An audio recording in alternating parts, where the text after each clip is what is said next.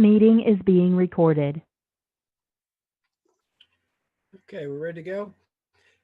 Today is Wednesday, December 9th, 2020, and we are convening a regular meeting of the Cuyahoga Heights Schools Board of Education. Mr. Mucci, would you call the roll, please? Mrs. Utter.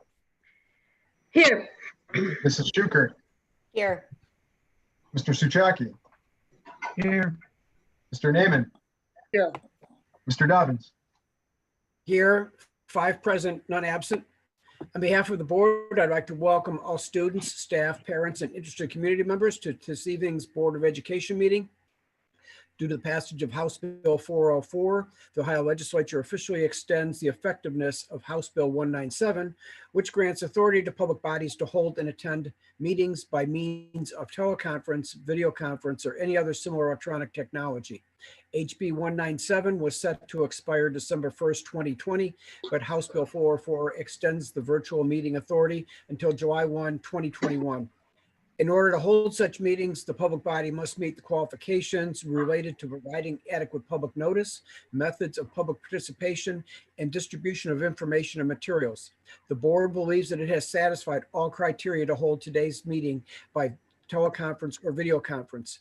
A copy of the board meeting agenda is available to review on our school district's website.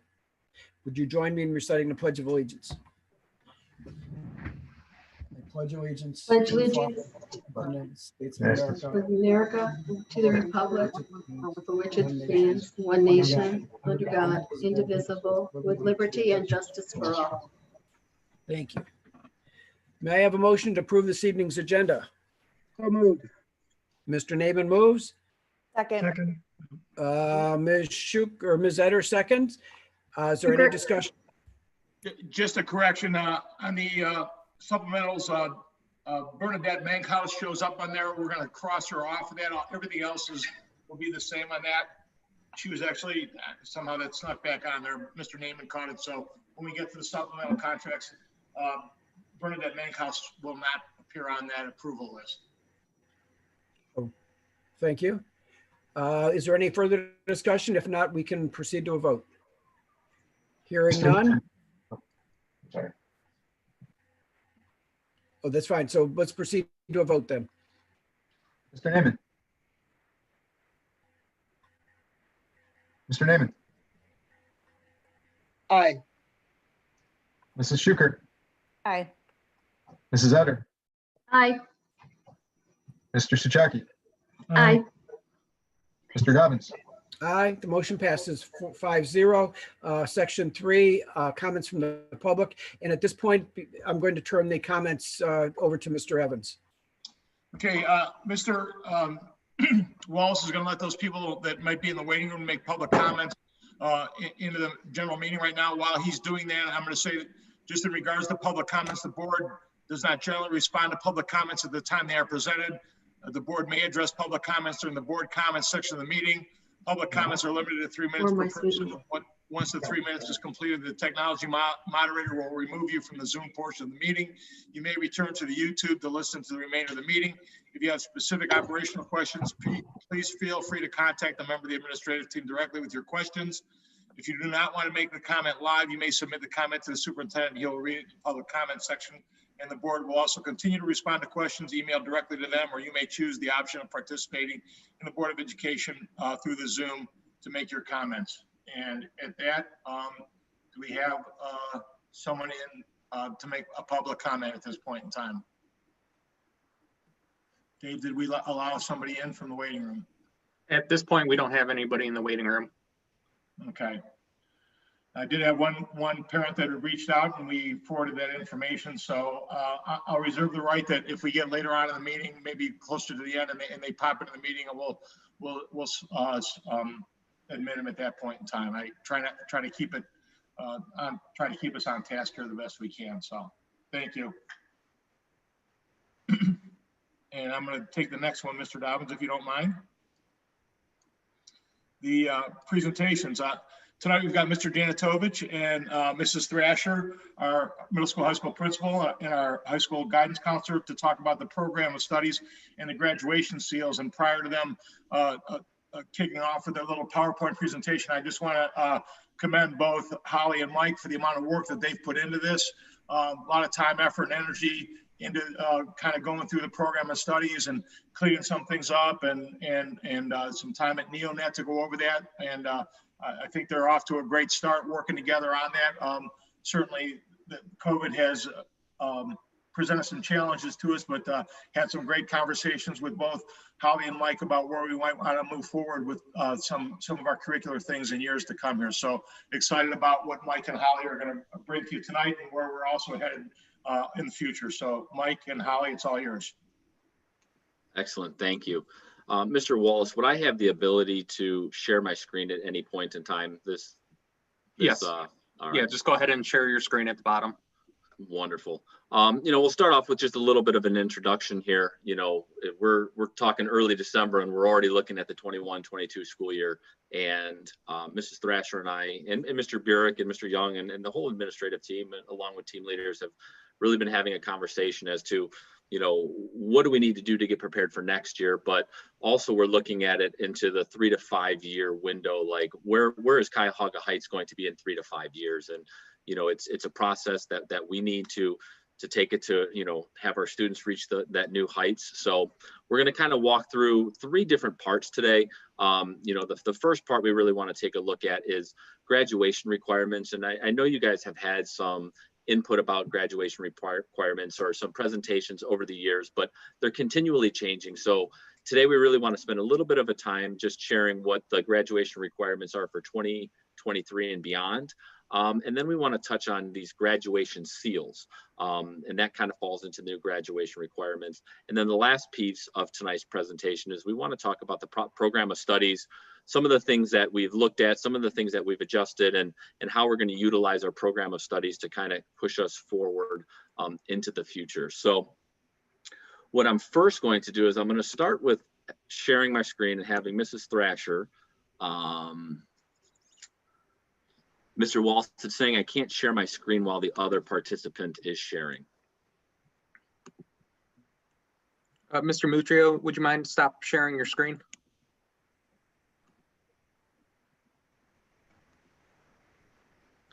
So we're going to start. I'm going to turn it over to Mrs. Thrasher here, and we're going to take a look at the graduation plans and graduation requirements for students that are in class 2023 and beyond. So Mrs. Thrasher, I'm going to push this here to you. Awesome, thank you. So as some of you already know, the current class of seniors and juniors, so 2021 and 2022, their graduation requirements are going to remain the same. So really what we've had to focus the most of our time and energy on is what this is looking for in adopting the new state requirements for our freshmen and our sophomores. So some of the key changes, and really this is a graduation plan. So this is actually a working document that we are going to be utilizing with all students in those grades impacted for freshmen and sophomores. Juniors and seniors are meeting with me one-on-one and creating something very similar, but they have not been impacted by a majority of these new changes. So this document is going to be used with students, and you'll see a lot of check marks and writing is going to take place on here. The biggest piece, not the biggest piece, one major piece, when in terms of end of course exams, we have eliminated the English Language Arts 1 test, again, for our current freshmen and sophomores. So juniors and seniors will be graduating with these 7 end of course exams. And then again, for classes 2023, 2024 and beyond, as of now, they will have these 6. So a student will be completing and filling in their scores. We really want them to take ownership of where they stand and understand the graduation process. So this is a working document that will also be worked into their Naviance account as well. A little bit further down, again, this has not changed, but this is going to allow students to again document and see how they're progressing in terms of the units that are needed in each area, along with how many they've earned. And this is specific to our high school. So again, this was not any of the current changes from the state. And then if we scroll down, the competency demonstration is really what we need to focus on with our students and to help them understand what this means. So it is really honing in on those 2 major areas, with that being the ELA 2 test and the Algebra 1 exams. So the little check boxes on the sides are then students are going to be filling in their scores. And I'd say as of right now, students may not always be able to tell you what they've earned on a test, where they stand test score wise and their points, although we do give them those refreshers all along. The goal is for them to understand what their pathway is going to be towards graduation, where they stand, and how they've earned the competencies and readiness scores. So 684 is our goal. And then when they do not hit that competency score, and that is something that we are going to be tracking throughout, we'll show you in a minute here, there are the 3 alternative ways. So with that being CCP, only in the area the subject area that they have not passed. So if that's math or it's English, they would be able to pursue one of those areas through a college class of some sort. The career experience and technical skills, that's typically working with our career center. That's to get the students an industry recognized credential and a WebEx exam. And military readiness, so they can enlist in the military. So once students have sat for the ELA2 and the algebra scores, and we are able to identify if for whatever reason a student is not on track to earn competency, our goal would be to retest them. And then we also have, as I mentioned, those alternative pathways as well. The third area is the student will also have to demonstrate readiness by earning 2 seals. So we try to make this pretty visual for everybody to understand. It's kind of interpreting some of the state data, what's been put out there, and helping the students use this document just by summarizing it and putting it in more friendly terms here. But they are going to have to earn a state seal. And all of those are listed on the left-hand side. And again, we're going to be working and sitting down with each student individually to help them understand what those seals mean. And this is again through presentation and conversations. And then when you move over to the right-hand side, we have the science, the honors, the technology. We then earn anything with an asterisk will go into our local seals. So they do have to earn at least 1 state seal. So a student is going to have to read through the state defined seals and be able to identify to me, and working throughout how they're going to do that, how they're going to obtain that. That's going to be working with a team of teachers as well as to who that individual is going to be. And then the state defined seals as well as the local. And Mr. Janitovich is going to elaborate a little bit further on the local seals. All right, thank you, Mrs. Thrasher. So, you know, we have the 3 seals, the community service seals, the fine and performing arts seals, and then if you scroll down here, you can see the student engagement seals. We're only really required to define one of the seals. However, we went ahead and defined all 3, even though as a Cuyahoga Heights community, the community service seal is one of our graduation requirements. So we at Cuyahoga Heights have a minimum requirement of 60 hours of community service before graduation. So this is what we defined our community service seal as. Mrs. Thrasher and I went through and we talked to many different principals, we talked to many different schools, we talked to many different counseling departments to see how they define this. And we felt that if this is an expectation that we expect for our students to graduate from Cuyahoga Heights, then that's the expectation that we're going to have for them to get that seal. So realistically, every student at Cuyahoga Heights is going to get the community service seal. However, we did know that there could be situations where a student may or may not reach that, or there might be different things that take place. So we went ahead and we defined the other seals just simply because we know that there are important places, and we know that our kids at Cuyahoga Heights are competitive, and they might want to try to obtain some of the other levels, other seals as well. And as far as seals, these are actually little stickers. And I was having conversations today of stickers that will be placed on their diploma. So when students earn these seals, we will be getting stickers for them. So their Ohio diploma will have these stickers on them, these seals on them, to show that they have demonstrated all of these different competencies in their education. So it's really a way for the state of Ohio to say that, yes, we really pride ourselves on being able to perform well on academic tests. And if you understand the graduation points from 2021, really there was a focus on obtaining a certain number of points and accumulating points in all of the end of course exams. So for this, the end of course exams is still important to be able to get that competency score, but we really want kids to be able to have readiness so that they can take their education that they got at Cuyahoga Heights through our credits, and then they can take those competencies that they've earned on these end of course exams and then actually show these seals, how and where they are. So for our fine and performing arts, you know, we took a look at it, and we have a lot of kids that are in Scarlet Angels, the play, the musical, marching band. So if kids participate into that for 2 years, that would fulfill the requirement for the fine and performing arts seal. Also, we took it a step further. If they do perform in one of our get a C or higher in one of our fine or performing arts classes, they too would then meet the requirement for that seal. And the last one was the student engagement seal. And, you know, we kind of wanted to leave this one a little bit more open-ended because we wanted kids to be able to participate in our activities. You know, on top of the fine and performing arts, we need to say there's other extracurriculars that they participate, whether it's student government, whether it's athletics, whether it's whatever it is. It really gives us the opportunity to make sure that kids are engaged, participating in the different things. These seals are also, they're not just limited to the class of 23 and beyond. You know, 21 and 22, they are going to be seeing, you know, if they earn these seals, they'll have the access to them as well. So this is what we defined our seals as. You know, it kind of meets the needs of Cuyahoga Heights. I'll be honest with you, some of these seals go above what some other school districts do. And you know, you know, for example, community service, one of the schools that we looked at, it was 45 hours. And then they had a class attached to it. So we feel that our 60, we get our kids to that point. So we're going to keep holding them to that higher expectation.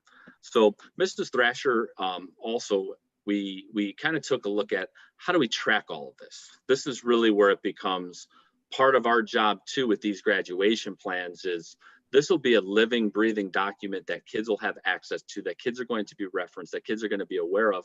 But this is also going to be important for us because we are required to make sure that we're identifying students that are at risk of not graduating. And once students have been identified at not being, when they're at risk of not graduating, we need to make sure that we have programs in place and interventions in place to make sure that we get our kids to graduate within that four-year period. So I'm going to show over and let me know if the student data Nancy's profile. doing that too. I was just going to touch on it. I focus a lot with students on like the 3 E's. So we're focusing on the post-secondary plan. So whether that be employment, enlistment, or enrollment at an institution. I think the neat thing about the seals is we're really tying how their high school plans are going to connect to their future plans. And that's really Naviance. I mean, we are so fortunate to have so many programs in there, and starting freshman year, they are able to take a lot of those career interest inventories. They are able to track their goals in there. We're doing a lot of vision boards and work with Jennifer Hedinger as well, our career specialist. So it's giving students a focus on, again, what life beyond high school look like and how their work done in the high school setting is going to enhance that and help them achieve those goals. Prior to this, a lot of the junior seniors graduation requirements have been very heavily focused on testing requirements, and it puts a lot of pressure on the students just in that one area. So this is allowing them to kind of see beyond that, which I think is pretty neat as well. So as Mr. Janatovic mentioned, and this is really thanks to Mr. Young's been critical in this document as well, because he's been able to put in all the formulas and everything else. So we have the tabs along the bottom, and this is obviously on the far left, we do have students' names that have been removed, but a lot of great conversation has come out of this thus far. And this is showing us students, even as freshmen, who have already sat or are scheduled to sit for those Algebra 1 and ELA 2 exams. That's going to allow us to identify pretty early on in the process where we're at with competency scores. So if they are far off, or if we need to come up with a plan B, retesting at what point we need to do that, what all our pathways we need to go on, these documents are going to help us give an idea of that. They're going to look different as we go through each of the tabs, again, depending on what graduation plan they fall under. But this has kind of been our baby and what we've been working in throughout as we track them. And it is very, very beautiful the way it works with each of the formulas tied to it and just telling us yes or no and if they're on track in each of those areas. And if you don't mind me interrupting, Mrs. Thrasher, so if you can kind of see the class of 2024 is our freshmen. So you can see that some of our freshmen already have scores for Algebra 1. So those students took those as 8th grade. So if you can see the column all the way to the right where it says federal math geometry, currently right now, the way that the law is written in the state of Ohio is that students still need to take the end of course exam in geometry because the federal government recognizes that a lot of students take Algebra 1 as 8th graders. And if we're using Algebra 1 assessment as an indicator for graduation, and a lot of our kids are taking it in 8th grade, that's been really pushed down. The state of Ohio has written into Ohio revised codes that if the federal government gives us a waiver, they would waive the graduation requirement for geometry, and then Algebra 1 would take place. So you can see, if you're looking at how do some of these freshmen, some of our freshmen come into high school already meeting that Algebra 1 indicator. And then that's what the federal math geometry on the far right signifies. So, and just to show you a different aspect of this, so this is kind of how it looks different. So these are where we're sitting with our senior class right now. Obviously we've taken the names out of it, but you can see all of the assessment data that has been put into it and have people met or not met the indicator. So when you see yellow tells us that at the point of the beginning of this year, the child maybe had not met the indicator, or when we worked through this, but they're in the process of, taking care of that piece. There are some instances where, we do have some red, and red is obviously an alarming for us.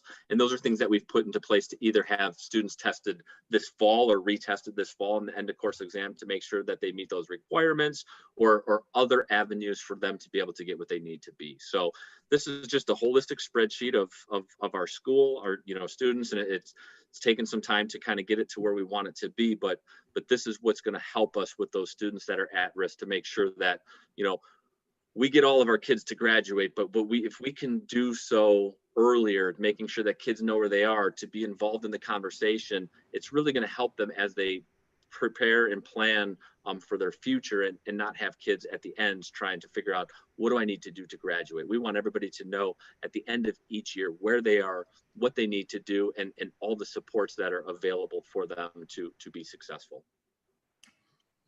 I think it's important also to point out that we've had a number of new students join us. So a lot of times this is something that we have to focus on when they join us as junior or senior year, and possibly they're coming from out of state or another district if they've sat for other exams and such. So really working these plans in when they join us and where they're at, having not sat for some of these exams, when they're going to do it and how they're going to do it, is possibly when some of those alternative plans do come into play, and where you may see some of the reds as well are for some of our students who have joined us this year from other districts. Excellent. So that's the basic background, and there's a lot more to it, and we can expand on this, or I could take on any questions, or we can come back for further presentations. But we wanted to give you some of this background because a lot of this updated information has been put into the program of studies, so you can kind of see where we're working from and what we're trying to do, from a graduation aspect. So if we could transition over to the program of studies, and I know the board has received the draft program of studies and the program of study changes that I had shared with you that we made. So if we want to transition to that. Can I ask a question really quick before you transition? Yes. So did they have end of course exams, or whatever we call them, last year with COVID? Weren't those canceled? Those were canceled. So and what the state did was the state allowed us to do grade conversions. So whatever the child's final grade was for their converted. So if they got an A, they got a 5. If they got a B, they got a 4. C, they got a 3, 2, and a 1. So we were able to do grade conversions. Which was to a lot of students' benefit. Absolutely. Absolutely. Like, a lot. Yeah. I mean, that could perhaps be the case this year too. I mean, right? I mean, who knows what this spring will look like. Right. Okay. Yep. Thank you.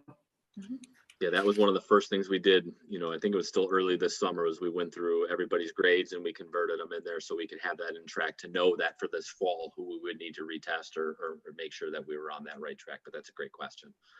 I guess I get a couple questions too, if you don't mind. Yep. So actually, on the seals, I was looking at the ones that says college ready like seal, and it said like remediation free SAT or ACT like scores. Is there a threshold that we're looking for there, or like what does remediation free mean? Yeah, so I believe it's a 21 for the writing, 21 for the math. So it's broken down by each subject area.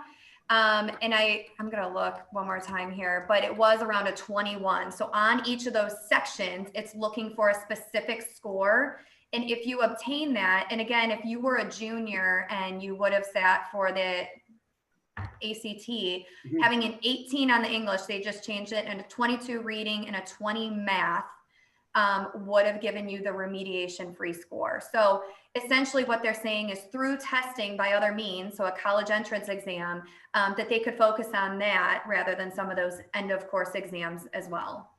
Okay, that makes a lot of sense. Yeah. Absolutely. And that's been something that between the old SAT and the new SAT, there's a lot of different concordance tables out there with how those scores have changed. But if you just simply Google remediation free ACT, SAT scores, they do put those out there. But this year, truthfully, we haven't looked at it a lot because a number of our juniors did not sit for the ACT and the SAT last year. Okay, so if they get a score that would be below those scores, then I guess the remediation is basically additional study and taking that ACT or SAT score exam over again, then, correct? To achieve those scores?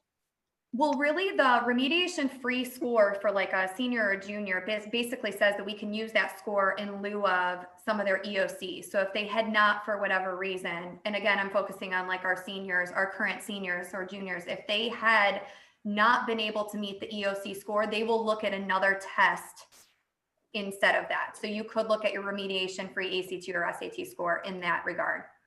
Okay. But if you're are you looking at also, if you scroll down, are you looking at under the readiness scores for that college ready earn remediation free scores, the new one or the old? Colleges would look at it.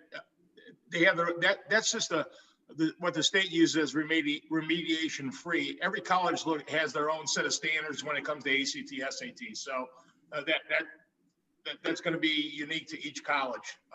But that published that's what the state uses to be able to grant credit, the checkbox on being remediation free as far as graduation requirements are concerned. So it gets double use out of it. The ACT, SAT gets used as can be used as a graduation requirement, but then the colleges still have their own set of standards with what they're looking for in ACT and SAT scores. And as an additional thing to note that, as far as the seals go, kids really, they need to get two. One can only be the locally, defined. So kind of part of the graduation plan is, going through the seals and having kids pre-identify which seals that they are going to aspire to attain to be able to meet their graduation requirements. So that conversation, when these plans get rolled out and kids start having those conversations with the school counselor, it's really going to say, okay, here's where I'm going to shoot to attain. Have I made these? Have I gotten these? Do I want to reach for this?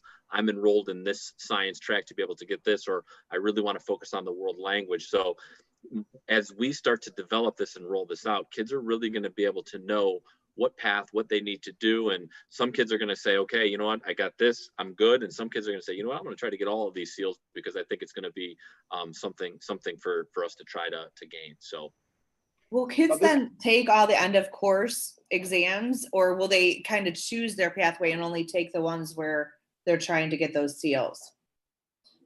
They're going to have to sit for all of the tests. Good. Yeah. Okay. Oh, this is great. It's really good. I love the way that you put this together. It's awesome. I do have one other question too. So like, what is our requirements beyond just the minimum graduation to get the honors diploma at Heights? Is there criteria that we define, or is it changed this year? I just wanted to see if you had some input on that. If the state has changed the honors diploma requirements for this year? Yeah. As of now, I do not believe so. So students can obtain the honors diploma still with 7 of the 8 criteria. So they can still technically earn that without having one of those areas. But to be honest with you, I'm waiting to hear. I wouldn't be surprised if they change that given the ACT, SAT piece. But as of right now, the state's Ohio honors diploma is still as it stands. Okay. Unless anybody has heard otherwise, but. And what is the criteria anyway? What is the criteria to achieve that? So a 3.5 GPA of 27 ACT, you have to take a world languages, 3 years of a world language, a 4th year of a social studies, a fine art, which the students have as well. So it's deceiving the name, because a lot of students feel that the honors diploma means they have to take a certain level of a course, like an honors or an AP class. It's actually encouraging students to take additional coursework. So beyond your basic 3 years of a science, they want you to take an advanced level science, and beyond your 3 years of social studies that are required, they want you to take an additional year of a social studies. So like a psychology, a sociology. So it's getting students to pursue additional coursework, like that world language when they want to stop after year 1, keep going to get the 3. If they say that they want to take the honors diploma, that's huge, and to keep up their GPA. So students, when they look at that, if they know that that's something that they want and they're going to obtain 7 of the 8, we do have a lot of conversation as to how they're going to do that. And it does come into play a lot with scheduling. So during scheduling time in January and February, that's definitely a huge part of the conversation, because if a student is looking at adding an additional class and they want the honors diploma, that's when we would add the additional social studies or add the advanced level science or the world language as well. Makes sense. Thank you. And I can also put in the chat what I was referring to for those remediation free scores at some point, or whenever you guys want that, but it is posted in those concordance tables, and maybe at some point we could work that into the document. And that's something that, again, as Mr. Janitovich touched on, if students are interested, we would be able to provide them with those tables and such. So, but with testing right now being so up in the air, we definitely want to focus on other areas first, but yeah. Makes sense. Thank you. Thank you very much. Does anybody have any other questions? All right. So as we transition to the program of studies, you know, I kind of want to give my 3 to 5 year vision, hopefully sooner vision of this is, you know, we have a lot of great opportunities here at Cuyahoga Heights. We have great programs, we have great AP offerings, we have elective offerings, we have a lot of things. One of the transitions that we really do want to make is the goal for this round of our program of studies. We didn't do anything over the top. Myself being new to the position, Mrs. Thrasher being new to understanding Cuyahoga Heights, we really wanted to spend this time this year really getting an understanding of where our kids are, what the pathways are, what are the opportunities for our kids, and really where do we want to put our focus in moving forward. Making major changes to a program of studies in the middle of halfway through a COVID year is probably not the most strategic move to move our district forward into the future. So we really spent time really breaking it down. We took a release day, myself, Mrs. Thrasher, and Mr. Wallace, and we went out to NeoNet and we looked at Dazzle, we looked at our courses, we looked at our course offerings, what was done in the past, and a lot of information was taken a look at it, so we can really kind of get things aligned, organized to where we want it so that we can continue to push forward. Mrs. Thrasher and I have talked about creating an interactive program of studies that would live and breathe on our website. Additionally, with that, putting pictures, photographs, things that are taking place in that courses for 2 purposes. One, as an internal recruiting tool for our students to be able to see, you know, it's one thing to see it on paper, but to be able to see visually what are some of the things that students are doing in these classes and what does it mean to join. But additionally, for us having a tuition program, when parents and families are looking through a book of a program of studies really doesn't give you a full picture. But if you can start clicking on the different options, the different things, the different pathways, and really make it interactive. So our first step of this process was to let's get it organized the way in which we want. Let's clean it up. We are going to do scheduling this year using online. So what would happen is we would have course recommendations for teachers. They would recommend, you know, the main core courses that they'll be taking, where they're going to be. We'll meet with the kids, make sure that they're in the correct classes, get them inputted into the computer, and then have students have the opportunity based off of this program of studies to select their elective courses, choose the courses that they want, but then also choose additional courses in case they get shut out or in case of classes that they want aren't run. And then we let the computer go through and schedule, and then we are able to look at how many classes, how many sections, what classes need to be run, and all of those different things. So it's really going to help us with scheduling and getting a true understanding of what the wants of the students are, and then what the needs of our district as far as supporting the wants of our kids. So that's kind of our vision. So when you look at this, we really did not, I mean, with the exception of eliminating some courses that haven't been run, and electronics is one of them, like, in speaking to the department, like, we eliminated electronics simply because we haven't run it in multiple years, and the technology that we have wouldn't support what would be beneficial for kids moving forward. So it's not a class that we want to completely ever not think about having again, but we took it out of our program of studies because we don't want the kids to have that expectation that there's a class there, but it's really not for them. So I'm kind of walking through some of these changes. Please note that all the formatting will occur and be cleaned up once these changes are made, and I delete all the strike throughs. So I will update the table of contents to be reflective of the pages that everything is actually on, you know, going through there. So one of the things on page 4, and we talked about this with our graduation plan, we removed the 4-year course planner. This is simply because with the graduation plan, with those conversations, with kids knowing which skills they're going to be taking and where they are, a one-on-one conversation is going to be had with the school counselor. So kids are going to be responsible for that, but we're going to have an additional document that is going to be more valuable to the child as they move through. Pages 5 to 7, basically what we did was those same graduation requirements were in there. There wasn't as much elaboration. We struck through the old stuff and we put it in chart form because we felt it was easier to read, easier to follow, and it was more of an organizational piece. Page 10, the change that I made was I changed our guidance counselor to school counselor. You know, school counselor is the technical term for what they do. You know, they do more than just guidance. So I wanted to update that, be reflective of what they do. Page 11, we added additional, under that section, we put the,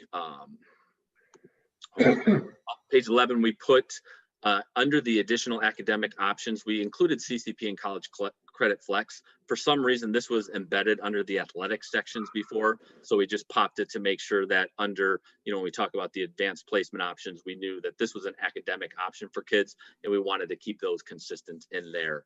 For CCP on page 11, we added information about having an information session and information available on the website.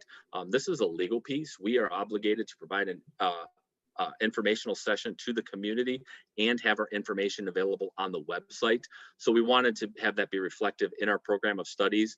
And then we are, I believe right now it's sometime in February, we tentatively, I don't know if it's February 21st, is the date that we threw out for that, but we're going to have an information session. But then additionally, we are going to have a section on our webpage that is going to be reflective of the CCP information to be compliant with the law. Page 16 is an update on NCAA language.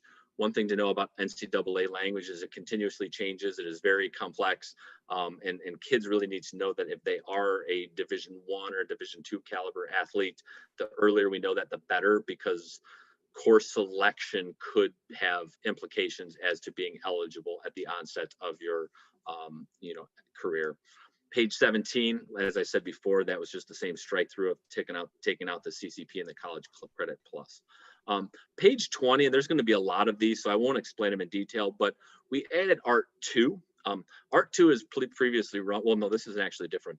Art 2, we added Art 2. It was previously run, it was just never in the course of studies. So Art 2 is different than Art 1, and we had Art 3, and Art 3 had a prerequisite of Art 2. So we just added that, and it's building upon the foundations, Art 1, Art 2, and then Art 3. For 22 and 24, we added course numbers to the English courses. We added a lot of course numbers and we updated course numbers. The importance and the value of that is we wanted them to match Dazzle, which is our online system. So kids can say, I want to take course 761. And when they type in 761, our computer knows that it is X class. So we needed to make sure that our numbers matched up. So some of the numbers weren't in the course of studies. They didn't have course numbers. Some were off. So we made sure that we made sure that there was fixed. Page 24. So this is what I was talking about with the 2. So journalism. So there's a lot of classes. Journalism, there's woodworking 2. There's, you know, photography 1 and 2, ceramics 1 and 2. These courses are run, and basically what it is, it's the exact same class. So the teacher teaches journalism 1 and 2 the same way, but a kid can take it for 2 years. It's a different experience for the kid. So they're not getting the exact same thing. What the kid is interacting with and the medium that they're using in these classes give it a whole new dimension. So it's the same class that's being taught, but kids can take it 2 years. So we want to be able to give them credit for it towards their graduation piece. So if a kid wants to be in journalism 1 and 2, they want to be part of the newspaper, they really want to build on those skills, they're learning the same concepts, but they're really building upon it there. But we wanted to make sure that we clean that up because it wasn't in our program of studies and kids were getting credits for those. Page 25, we added prerequisites to family and consumer sciences. That was just helpful for us because when we're doing registration for kids and there's no prereqs there and we're putting kids into regional foods and they've never taken nutritions or a basic home economics class, they're going to be behind. So we wanted to clean that up so it's a legacy piece so people know that what's going to be necessary moving forward. Page 29, we struck the lab from geometry. So there are some math courses in which we offer a lab section where kids would have class for a period of a day, and then during third period, which is the IE period, they would have the lab. The reason we got rid of the lab from geometry is that the majority of the students that take that are students that are in CVCC, and that they are at CVC at the time that that lab has been offered. So we were really not able to offer that lab. So we have found ways to embed it within the class. So we took that out so people wouldn't have to have that. We added geometry B in the description. For those of you that might not be aware, we do have extended math programs for students that maybe need to take an entire course over the course of 2 years. It's at a much slower pace. It goes into much more detail, but then the end of course exam comes after the second half of the class. So to be able to get the math credit for it, we had to have it named a B, so it's the second half of the class, and we had to update the description so it was there. Algebra 2B is the same thing as kind of the geometry B portion as well, but we wanted to make sure that it was updated. We added algebra 2. We've always had algebra 2. It was not in the course of study. It was in past, so I don't know when it got deleted, but we wanted to make sure that that was added back into it because that's the class that a lot of our kids take. 31 added course number for applied algebra. 32, we updated course number for advanced placement statistics. Page 33. So this was interesting. I kind of wanted to explain this because there might be questions on that. So college algebra, the CCP, College Credit Plus, we changed it to 1 credit. It was listed as 1.33. We are not able to issue more than 1 credit for a class. So what had happened was in some of the CCP classes, if it was a 3 periods a week, because that's what the college had it, it was converted to having more credits because we give it 5 days a week. You know, if the college says this is a 3-day class, but it's a 3-day class at an hour and a half. So we give kids each period because we do that in-house with our teachers. So by doing that, we only give 1 credit. So that's where the conversion piece happened when these first came in. But we said we can't issue more than 1 credit for that class. So we took that away. Additionally, with all the other CCP courses on page 33, if they're 3 periods a day or 4 periods a day, that's what they would be if they were taught at Lorain Community College. However, since they are with us, it is a 5-day period. We are seeing them every day, and we want kids to be aware that they're going to be in there every single day. 38 and 39, there was some old language in there regarding science classes that they're not going to be run next year or they're only being run this year. We eliminated that statement just because it did not pertain to this school year anymore. Page 39, we took a look at course numbers for anatomy and astronomy and updated to reflective of that. Law 2 falls into the same mode as the woodworking and into the other classes were in the journalism. They go through mock trials. So depending on what the trial is, it changes every year. So kids can get same class, different experience, and it doesn't matter when they take it. On page 41, we had American history in there twice, but it was really American government. So we updated it to reflect that we offer American history and American government, financial literacy. Page 42, we added grade 12 to US AP history. Typically, that's not the traditional path in which kids take it. However, I didn't want a student that maybe did not take it early, hits their senior year and wants to find a way to push themselves to another level to say, oh, it doesn't say 12th grade, so I can't take that. So if they have room for it and they want to push and expand themselves, we just added the 12 to make sure that it didn't eliminate anybody. Construction technology course number, working. Page 45, we eliminated the electronics. I am recognizing an error right now, so I apologize for this. So page 46, I believe it is updated in the program of studies that I provided with you, it did say Project Lead the Way Computer Science Principles. I thought it was changed to an AP due to the kids sitting for the AP class. However, it's not an officially AP class. So yes, they take this course, they go through the curriculum, they're able to sit for the AP exam, and then their score on that AP exam, you know, determines whether they have the ability to transfer that into the colleges. However, technically, as the course is written, it is not considered an AP course, so it wouldn't be applicable to some of the other AP rewards that is there. So I have it correct in the program of studies. I never updated this once I caught that, so my apologies on that. Page 48, in page 48, we talk about the AP research. So not many schools do this, and I believe this is relatively new. AP research and AP seminar are two AP courses that students can take any year, but you know, 11th and 12th grade. But really what it does is by participating in those and getting qualifying score and taking an additional 4, I believe it's 4, it's in the program of studies, additional 4 AP classes and scoring a 3 or higher on those. If you have those 2 classes and an additional 4, then you're eligible, in addition to potentially your honors diploma, you're eligible to receive an AP capstone diploma. There's more information. I just got an email that we need to register for that for the 2021 school year as well. So we're at that point where it's being developed. I don't know how many kids are eligible for that diploma, but it is something that isn't as widely spread as an honors diploma. So it's something new, something developing. For kids that are in AP seminar and AP seminar and research, it's hearing from kids. It's one of those classes that kids say, wow, this is really going to help me, because it allows them to think, it allows them to write, it allows them to be collaborative in the research, and it really sets them up for success at the college level. Page 50, the geometry lab, we talked about, that was removed. And then page 51 was updated information from Navion. So I know we did a lot there.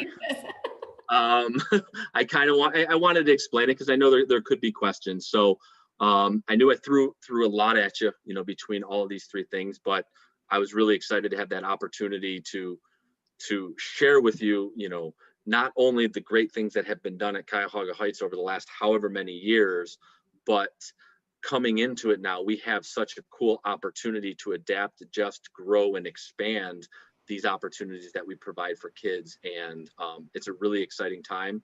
I'm thankful to be part of this team and be part of this school district. And I look forward to the future. So does anybody have any questions on any of this that we presented here?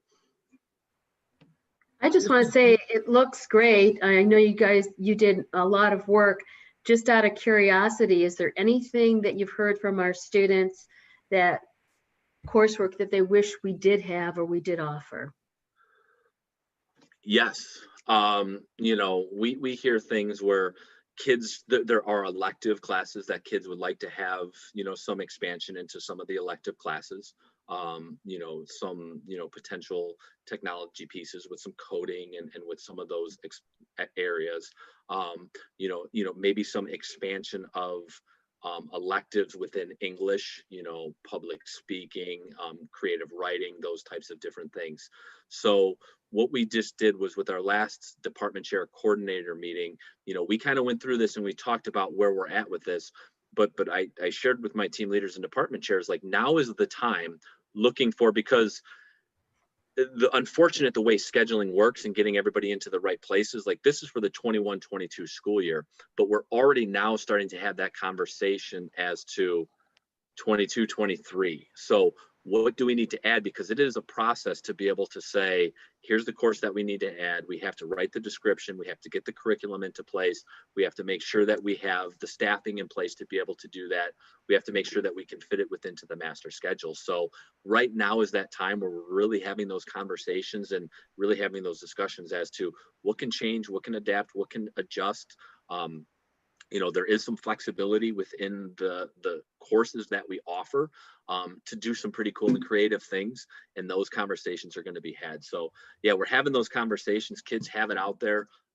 You know, I mean, obviously, you know, there's just the financial literacy piece, the economics piece. There's a lot of things out there that kids and people are interested in, and we're listening to that, and that's our work between now and this time next year. So when we're presenting next December, that's when I envision there being, in addition to changes like this, there's not going to be many changes such as this. I think a lot of our changes are going to be, we've done this. This is a pathway that we've changed. This is a class that we've added. This is a class that we removed. This is something that we've done differently based off of need and want from our students, our staff, and the parents of our 4 communities. I think too, the amount of time that went into this too is hoping that students are going to use this, read it, and truly understand the basis of the courses and why they're enrolling. So it's not just based off of a friend decision or even a teacher. It's, what are you interested in pursuing down the road? What are some of your career interests? Let's look through this document a little bit further. So really, we want them using this as much as possible and really reading through each of the descriptions, sitting down with a parent, sitting down with me. Sometimes we offer the course or they'll tell me they want to take something and I'm like, we have it. So I think looking through and truly understanding what they're enrolling in and why. So it's a true understanding of seeing some of those connections between the coursework that they're seeing and the progression as well. Taking a course one year and then kind of letting it go. Well, here's what the next course in the sequence may be. So a lot of the visuals and a lot of the things that are being embedded in here, I would really like students to be seeing and having in front of us as much as possible. And out of my own curiosity, when does this discussion first start with these students? At what grade level? You said that you would meet with everybody and set up a plan with everyone. When does that happen? So currently I've been in all of the grade level classrooms to talk about Naviance, getting them set up and introducing them to high school and the expectations. The scheduling piece of it will take place starting in January. So that's when they're going to receive the presentation on graduation requirements, what's at hand, completing the graduation plans. And teachers also are going to be having a lot of these conversations in the classrooms in terms of course offerings. What's an appropriate offering for each of those individual students. And then beyond their recommendations, that's when the further conversations come into play. So January, February, we have just, we've talked through our timeline of when those are going to take place. So that's what we're hoping for, is to have that wrapped up by February. Yeah. Are you speaking to 8th graders, 7th graders? So I'm personally at grades 9 through 12, but I am working with Audrey Lebenz, who is at the middle school level. And she is in hand with a lot of these conversations we're having as well. So they are going to be following a very similar timeline as well. As far as what her meetings would look like and when, I'm not entirely sure, but we're going to be on a similar timeline. Mrs. Veteran, just more to the point, and Holly knows that the first question and the last question she got from me when we interviewed her was, I asked her about her experience with Naviance.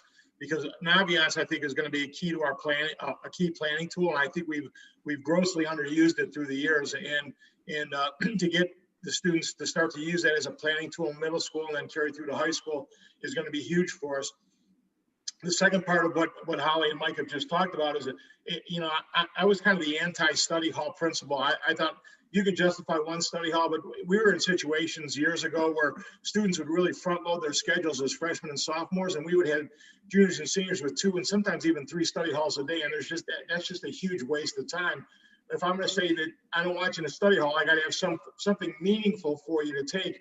And that's where the expansion of some of the elective courses came in. And Mike and I have talked, and I think I've talked to the board before about, I've kept that wood shop intact in the hopes that we can regenerate and find the right person to get the wood shop up and running again. I think we still have just some tremendous potential to offer some outstanding electives just in our facility alone. But those are things that are going to be cultivated. And Mike certainly knows where I'm at on that. And that's a process, and I really like the progress that Holly and Mike have made this first year and kind of align in some of those things. And Mrs. Etter, just to kind of follow up with that, so the graduation plan in itself, in its current form, is something that is new. It is something that we are implementing. So this year, spring, when we start doing the scheduling with the 8th graders, we are going to be introducing that to the 8th graders, introducing to them what it's going to look like, what are some of the options, explaining in 8th grade what an AP capstone diploma is, explaining in 8th grade what an honors diploma is, what does that mean, and knowing that there's multiple pathways, but getting on the pathway and staying consistency, that there's ramifications for it. Because I think sometimes kids see like, oh, if I start slow freshman year, I have time to catch up. But I don't think they always recognize that there are other opportunities that need to start day one in order to have that by the time you graduate. And then what other doors and opportunities does an honors diploma open for you? Does an AP? What money wise does that open for scholarship? What opportunities for school? So yes, Right, we are right. going to starting it there. Yep. Very good. Thank you. Awesome. Well, you've worked very, very hard to create what I'd call an extraordinary roadmap for our students. There's something for all of our students, and it's well-defined and very clearly laid out course of action for our students. And it's very nice to see this, the graduation plan and the plan and the program of studies. They seem to sync up so well, and I'm sure this is just a tip of the iceberg in terms of all the programs and all of the effects that these two documents have on our students. So thank you. Yeah. Thank you. Back to Mr. Muccio. Okay, share my screen. Okay, see this? All right. 5A, motion to approve the minutes of the November 18th, 2020 regular meeting and December 2nd, 2020 special meeting as found in attachment T1.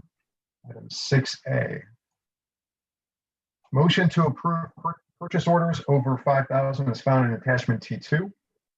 Item 6B, motion to approve new vendors to the school district for W-9s attached as found in attachment T3.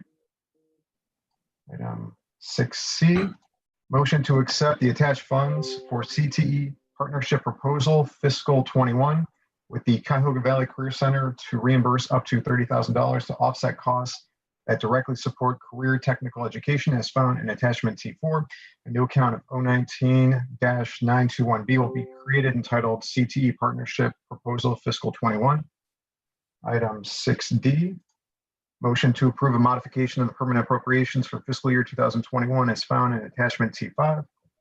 Item 6E, motion to accept the settlement agreement with JDMH Real Estate of Cleveland LLC and Center Valley Business Park Ltd. as found in attachment T6.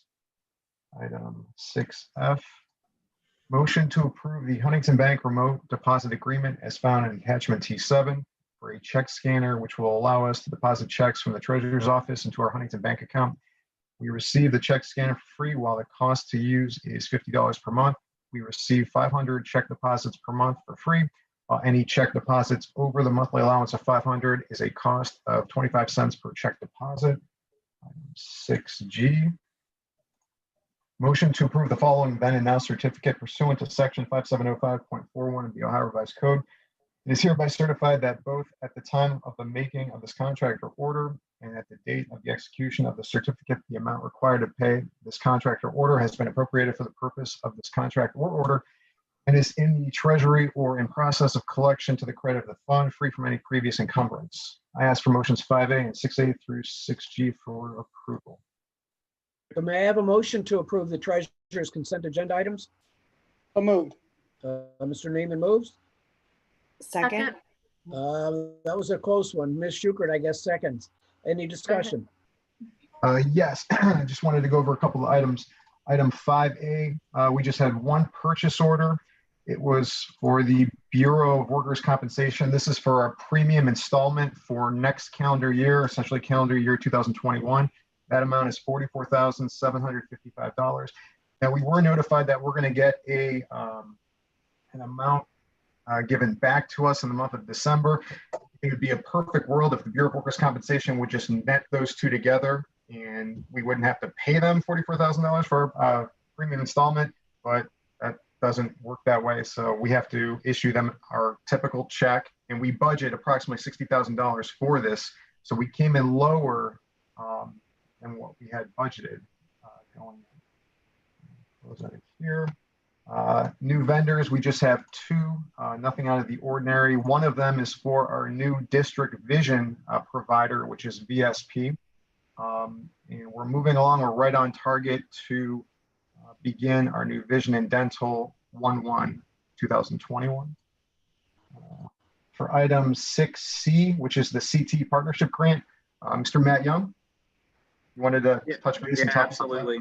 Yeah, so annually, because of our partnership with the Cuyahoga Valley Career Center, we receive a $30,000 grant to be used for STEM types of programs or programs that lead to a career center program. So in the past, we've used it for Project Lead the Way startup because that leads into the Project Lead the Way engineering course and program at the Career Center.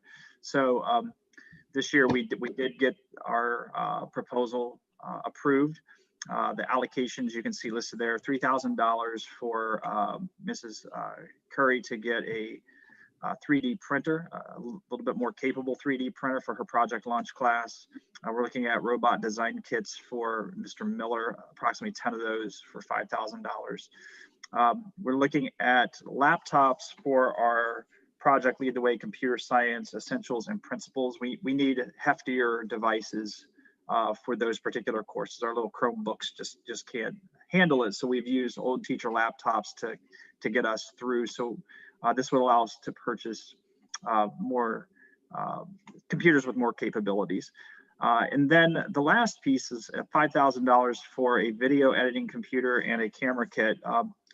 Mr. Wallace and Mr. Hartman have talked about piloting a technology mentorship program in which our students in our schools could get mentorship from Mr. Wallace and Mr. Hartman that would assist us in a variety of things. But by purchasing this, this would also allow us to start training some of our own students on how to capture video, whether that's an award ceremony or a musical or a play or an athletic contest, and then be able to edit it and make it a quality product. So this is something we're kicking around. We're talking about piloting this program as early as this spring, and purchasing that those two devices will be used for that purpose. So we're excited about it. We're very grateful to the Cuyahoga Valley Career Center for their generous grant, and we plan to put it to great student use.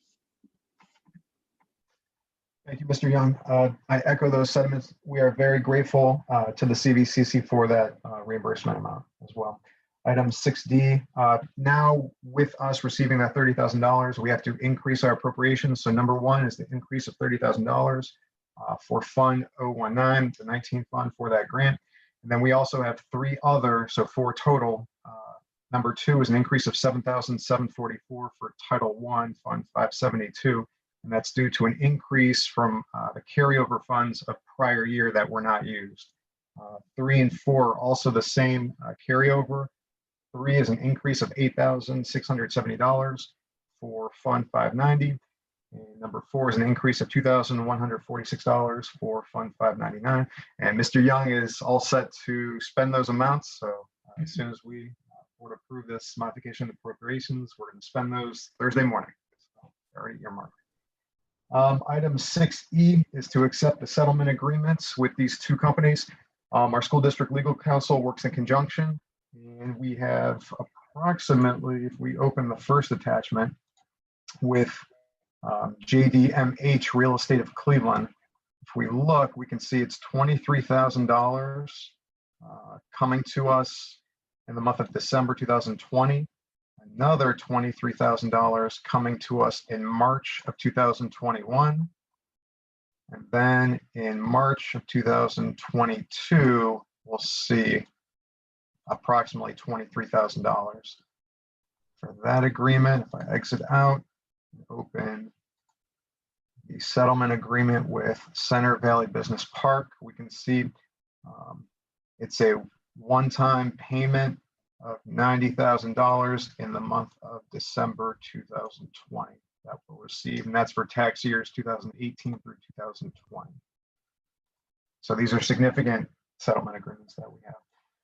Item 6F is the Huntington Bank remote deposit agreement, and we signed up our agreement with Brinks a number of months ago, and that was $245 per month for Tuesday and Friday pickups.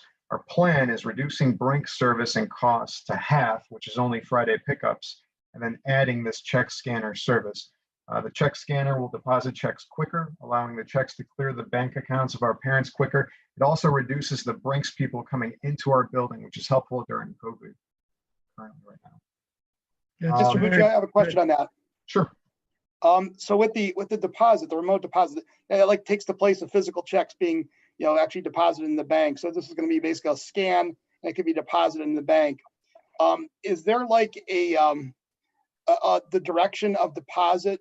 Can that only go one way into our account, or is there a way that someone could get in there and actually put it into multiple accounts? No, no. We get the check. The physical check will come to us via the mail. Our parent's going to drop it off. We'll take that physical check, run it. The recording has stopped.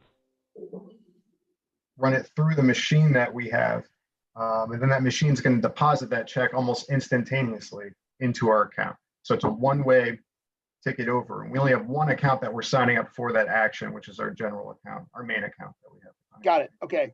Just want to make sure that there's, now is there a multi-factor authentication to that too as well? It's just a deposit. So it's just a one-way going in. Okay. Yep. The one way. That's it. Okay. Makes sense. Thank you. Yep. If I can interrupt for a moment. I'm very pleased to see that we can offset this cost by reducing the cost drinks, and in fact, we're going to come out ahead. So not only do we get better service, we do it for less expense. So I really appreciate that, Matt. Thanks very much. Yes. Yes. Yep. And one reason we can offset that to our favor is, we just have Brinks coming to pick up cash at this point. So when we have a person from Brinks coming into our building, they're just coming once a week to pick up cash. So no longer are they picking up checks. So item 6G is our then and now certificate. This is just for our Bureau of Workers' Compensation purchase order that we approved tonight. It's only because the invoice was dated around Thanksgiving and we're approving this now. We only have a handful that we do these during the entire year. And those are all the items I have for tonight for approval. Okay, very good, Mr. Muccio. Thank you. If there's no further questions or comments, we can move to a vote. Mr. Naaman. Aye. Mrs. Schuker. Aye. Mrs. Etter. Aye. Mr. Suchaki. Aye. Mr. Dobbins. Aye, the motion passes 5-0. Item 8, treasurer's discussion and comments. Yep, just had a couple items for tonight. Item 8A, this deals with our financial statements for fiscal year 2020. So the Cuyahoga Heights Schools financial statements for fiscal year 2020 are completed and are available for view on our website under the Treasurers tab. It is also available in hard copy format in the Treasurer's office. Per ORC section 117.38. The treasurer must publish notice in a newspaper circulated in our political subdivision or taxing district that the financial report has been completed and is available for public inspection during normal business hours.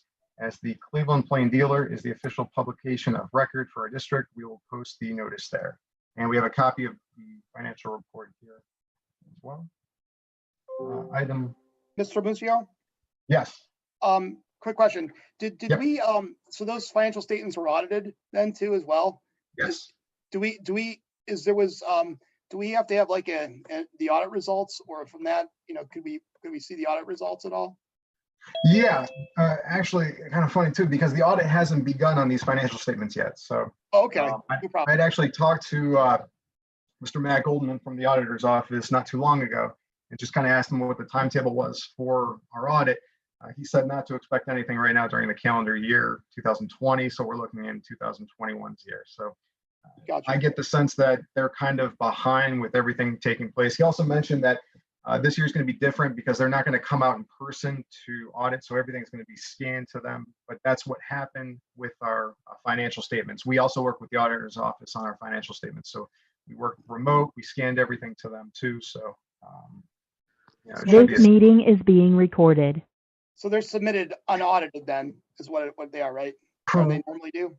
Correct. These financial statements, and actually it's kind of what I used to do when I was an auditor. So what takes place is we have our financial statements here, and I'll open this attachment. We can choose, either the auditor of state to complete our financial statements or an independent CPA firm. And then the reason that we have to complete our financial statements in this fashion is because we're on cash basis. What takes place is we have to report on GAAP basis. So it's a modified accrual basis that we have to shift from cash basis to the modified accrual, which is GAAP basis. So we report on GAAP basis with these financial statements that we have here. And again, we're free to choose whomever to compile these financial statements, but we so choose local government services from the Auditor State's office. And then what happens is with these financial statements, they become audited by our auditors, which is assigned to us, and they're from the Auditor State's office. So, you know, I've seen it anywhere that they begin in, you know, August, September, but I think right now we're kind of in, you know, different territory with COVID-19, how it's affected government agencies. So our auditors are just a little behind from where they're at. So once we have our entrance conference, Matt Goldman will set that up and we'll hit the ground running. So That's perfect. Yeah, thank you very much for the update. Really appreciate it. Item 8B is capital assets. So this is what I wanted to talk about at the last board meeting, and we talk about it here. So if we look at our financial statements, specifically page 42, we can see the capital asset note that we have here. I'm going to make this a little bigger. So I just wanted to talk about how these numbers come to be and how it's embedded into the notes of our financial statements. So if I click on this second attachment, it's opening. Okay, I'm going to shift this over one page. Pull this up, shift this over one page. Perfect. So what we see here is we have a bunch of tabs on the Excel spreadsheet. And this one tab here on the right side of the screen is what we have here on the left side of the screen. So we can see below the supporting documentation, we started with a total of $5,705,581. We have our additions, deletions, and then we have our balance, $5,708,824. And then here is the bottom row, and it's only off $1 due to rounding that we can see here. So how are these numbers arrived at? Well, if we click on any of these cells, we can see the corresponding sheet or you know, the formula at which it's reached. So all of these items come to be from this tab, our capital asset tab, right next to it. And don't worry, you can't delete any of these numbers in here. I have the sheet locked, so it's good. I just want to go through one of these that we have in here. Let's look at our buildings and improvements. So if we come down here to the bottom of buildings and improvements, our subtotal is $16,663,516. $16,663,516. And if we look at our fiscal 20 additions, and I'll just sum these up, it's 142,620, 142,620 right there. And one of the items that we purchased in fiscal 20 was the Philip Saunders dedication plaque. And Tom, I put down an estimated useful life of 20 years, but I have a sense that that's going to last a lot longer than 20 years. What do you think? Nodding his head. 20 years, yeah. That if we have a hurricane, I'm gonna go down and tie myself to that plaque because the whole building may come down, but that plaque's not going anywhere. Yep, get the sense about that too. You know, looking over up a little too far. So we have our depreciation columns over here. So our depreciation expense for fiscal 20 was $175,839.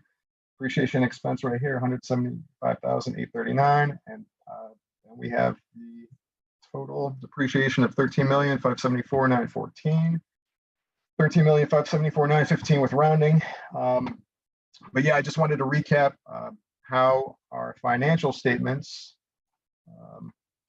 the note for capital assets, you know, how those numbers come to be. So it's, you know, from that large Excel spreadsheet that we have. So, you know, people, you know, take your time, go through it at your own leisure. And everything is detailed in there. I'll close out of here. And the last item I have tonight, were there any questions on that, or I'll move to the next item? Okay. Next item, last item is the alternative tax budget. So our alternative tax budget for fiscal year 2022 must be passed by the Board of Education on or before January 15th, 2021. And we have a tentative Board of Education approval at our January 6th, 2021 board meeting. and then it must be filed with the Cuyahoga County Budget Commission on or before January 20th, 2021. And that is from their note that they send to us, that on or before January 15th, it must be passed by the school board and then turned into them by January 20th, 2021. I have last year's alternative tax budget that we approved back in January, and we don't have ours completed yet because there are two forms I'm waiting for. And this is basically the main sheet that I compile and use, and we're waiting for the DTE as well as our assessed tax valuation report. And this is, I'm going to shrink this down. This was last year's DTE report, which gives us the effective tax rates. And we can see in the upper left-hand corner that that was made available last year, December 9th, 2019. So actually a year ago, this came out by the county. I'm still waiting on this one. Now our assessed valuation, this is from tax year 19, was released last year, 11/25/19, so right around Thanksgiving. And we just got this report late yesterday, and I just picked it up this morning. So once I have time to actually go through and input the numbers here into my spreadsheet, I'll talk more about that, but we can talk more about that at the January meeting. But one thing I wanted to point out here is, let's try to do this. I'm going to shift over here. Perfect. So I just want to show how the giant form I have for the rates and amounts calculation tie to our notes to the 5-year forecast. So here I have page 15 from our November 2020 5-year forecast, the notes. And if we look in the middle, if we look at these amounts right here, or these amounts over here. So if we're looking at revenue, 2,990,217 is this figure right here. And then commercial, industrial, and mineral class 2, 6,609,892 is this figure right here. It's subtotaled up over here.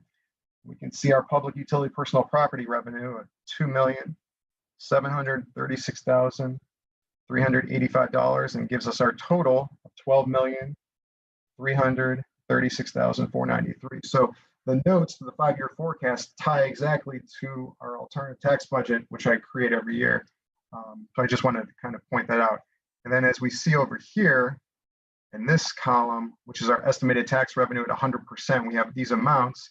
If I shift this page over, we can see that these amounts here match up over here to the amounts that we have on the spreadsheet. So we can see for each levy that we have, the amount of tax revenue at 100%. So 1,590,865 and so forth, and it totals up to our $12,336,493.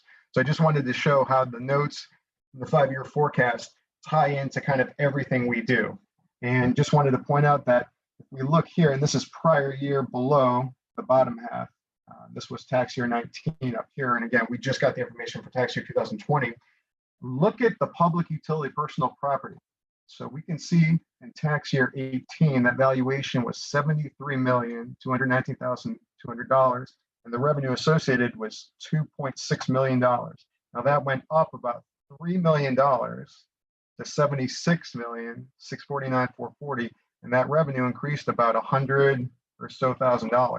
So, and we know the valuation dramatically increased for public utility personal property. So that'll be something we talk about in January, which is very good news for the district that we have ahead of us. So just kind of setting the stage for that. Any questions? Okay, that's all I have for tonight. Thank you. Thank you for sharing all that good news, Mr. Muccio. Thank you. Moving on to item 9, superintendent's business.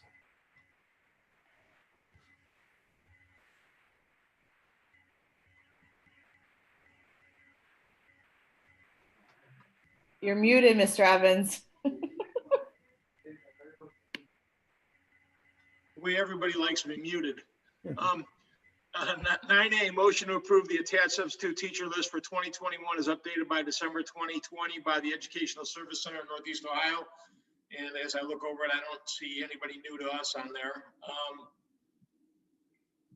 9B, if I get my cursor to work. Motion to approve the listed individuals as substitutes on an as-needed staff in the stipulated positions for 2020 school year per the adopted wage schedule contingent upon successful completion of the BCI, FBI fingerprint checks and proper certification. And on that list is our two cafeteria substitutes, Laura Conte, Soher Solomon, Ahmed Garib, and Taylor Schaefer's cleaning subs, Eddie Glass is a bus driver sub, and van driver subs, Jim Dankel and Pam Myers. 10, Superintendent's Business Employment Supplementals.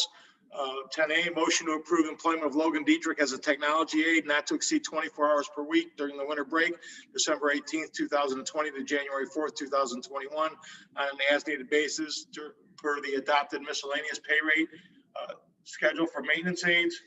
And B, motion to approve the list of individuals and supplemental contracts and stipulated positions for the 2021 school year for the adopted wage, successful completion BCI, FBI background checks. And that's the entire winter supplementals list, which we've already approved. The three new ones are on the bottom there, and those are indoor track positions. Joe Kocat, Bill Atwell, and Leslie Amari. We've already previously approved the other coaches on that list. 11, Superintendent's Business Agreements and Memberships. 11A, motion to approve the technical support team agreement with the Cuyahoga County Board of Developmental Disabilities at no cost to the student or Cuyahoga Heights schools effective January 1, 2021 through December 31st, 2021 per the attachment. And B, motion to approve the agreement with Councilman Hunsaker, Aquatics for Life through GPD for pool assessment. Option 1, comprehensive assessment for a fee of $12,200. I ask that those items be approved. So may I have a motion for approval of the superintendent's consent agenda items, please? So moved. Ms. Schuker Second. moved. Mr. Naaman seconds. Discussion. Just to go back over that again, Logan Dietrich's worked with us before, done a great job with working with Matt and Dave. So having him on over Christmas will help us. The technical agreement with the Cuyahoga County Board of Developmental Disabilities, we renew this every year. That's no cost to us. That's if the student's involved. That means they can use some of their technology with those students. They don't charge us. There's no charge back to us on any of that. The agreement with Councilman Hunsaker, Aquatics for Life through GPD for the pool assessment. This is a pool assessment that covers the crack in the pool that we found, and also some of the operational things. You know, previously we had a big assessment done of the pool that actually was more about the heating and ventilation and the walls. So this is a kind of a secondary thing. I would like to see us do the more comprehensive, because they're going to go through and look at the boilers and some of the other systems with the pool now close to 40 years old. There's some things in there that we need to take a look at as well, and also find out what's going on with that crack in the pool. So, but again, this is not an overlap of the previous assessment we had done. The previous assessment we had done deals with the vapor barrier and the strut walls, and also the heating and ventilation system, which was really nobody really knows why they put it in the way they put it in for a pool system. So we know that we still have those things in hand moving forward. So are there any questions? Mr. Evans, if the board approves the contract tonight for the pool inspection or the pool work, do you have any idea what the rough timeline might be for completion of that work?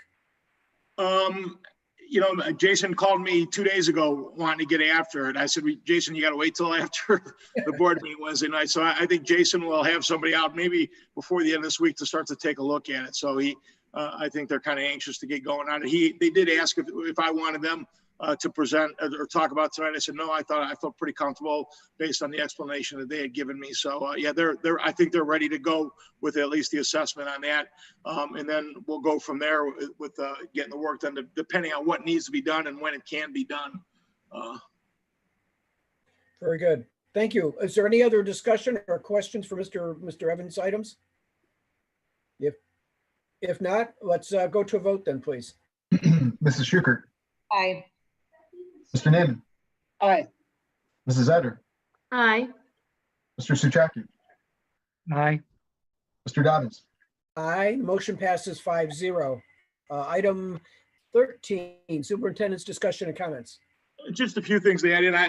I got a great phone call today, and I didn't even get a chance to pass this on to Matt Muccio yet, but I got a call from someone that was talking to one of the recipients of the Giant Eagle cards that we received from the county. And it was pretty moving that what was the story that was relayed to them was that you know, they're having a tough time getting by, and the card came, and very oftentimes the student wants some extra things at the grocery store that they right now are not able to do. So they were able to give the card to the student, and the student was then able to purchase some of those things with that card on their own, kind of gave them a sense of empowerment. And it was really a perfect example of the way that worked out. Thanks to Matt, both Matts, for going through the trouble of, because that was a little bit of work to do with Giant Eagle, but that was, you know, we just sent those out a couple weeks ago, and to get that kind of a story back already was pretty inspiring. So that gave me a really good feeling today. The fair funding, the HB 305, I want to thank everybody that made a call or sent an email to Senator Dolan or called anybody on that list. Mr. Dobbins sent me the editorial today from the Plain Dealer, Cleveland.com, and I'll forward that back out. And this is a critical time for that, and I appreciate the support on that. I'm going to have David Seed in January to talk a little bit about some things. But right now, there's some legislation in regards to property tax complaints. And I'm going to call David and talk to him to see if we need him to start making some phone calls on that. That looks to be somewhat in our favor. What they did tell us today in a state meeting is that right now that the state receipts are up over $400 million from the original projection. That's not the projection that they redid this summer due to COVID. Now, 400 million sounds like a lot, and in the big picture with the state budget, but it's still good that they're in the black 400 million from what they projected from the original pre-COVID estimation. So that's a good sign. That will help when it comes to the biennial budget. I made some calls today on Senate Bill 89, which is the ed choice legislation. In the verbiage in ed choice list, that the bottom 20% of schools based on the performance index, and we're strongly opposed to that, because there will always be a bottom 20% if you use a straight score. So it's just one way for people to get more schools involved in the ed chase program. So you know, we're really kind of pushing hard. I made some phone calls on that. There needs to be another way of going about looking at that. My recent calls with the health department, a little discouraging last Friday. They didn't feel that we'd hit the peak from Thanksgiving until sometime maybe later this week. You already saw that they couldn't keep up with the number of tests. So the 12,000 was out there yesterday. Not very encouraging. A little bit confusing with the new quarantine guidelines. The CDC and ODH are recommending a 7-day return if a negative test is received on the 6th or 7th day, or a 10-day return. But they're keeping in place that they're still recommending 14 days of quarantine.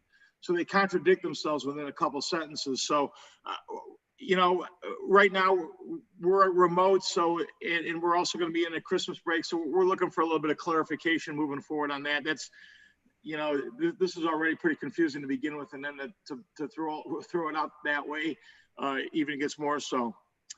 As I said before, we're going to be in remote until January 19th at the earliest.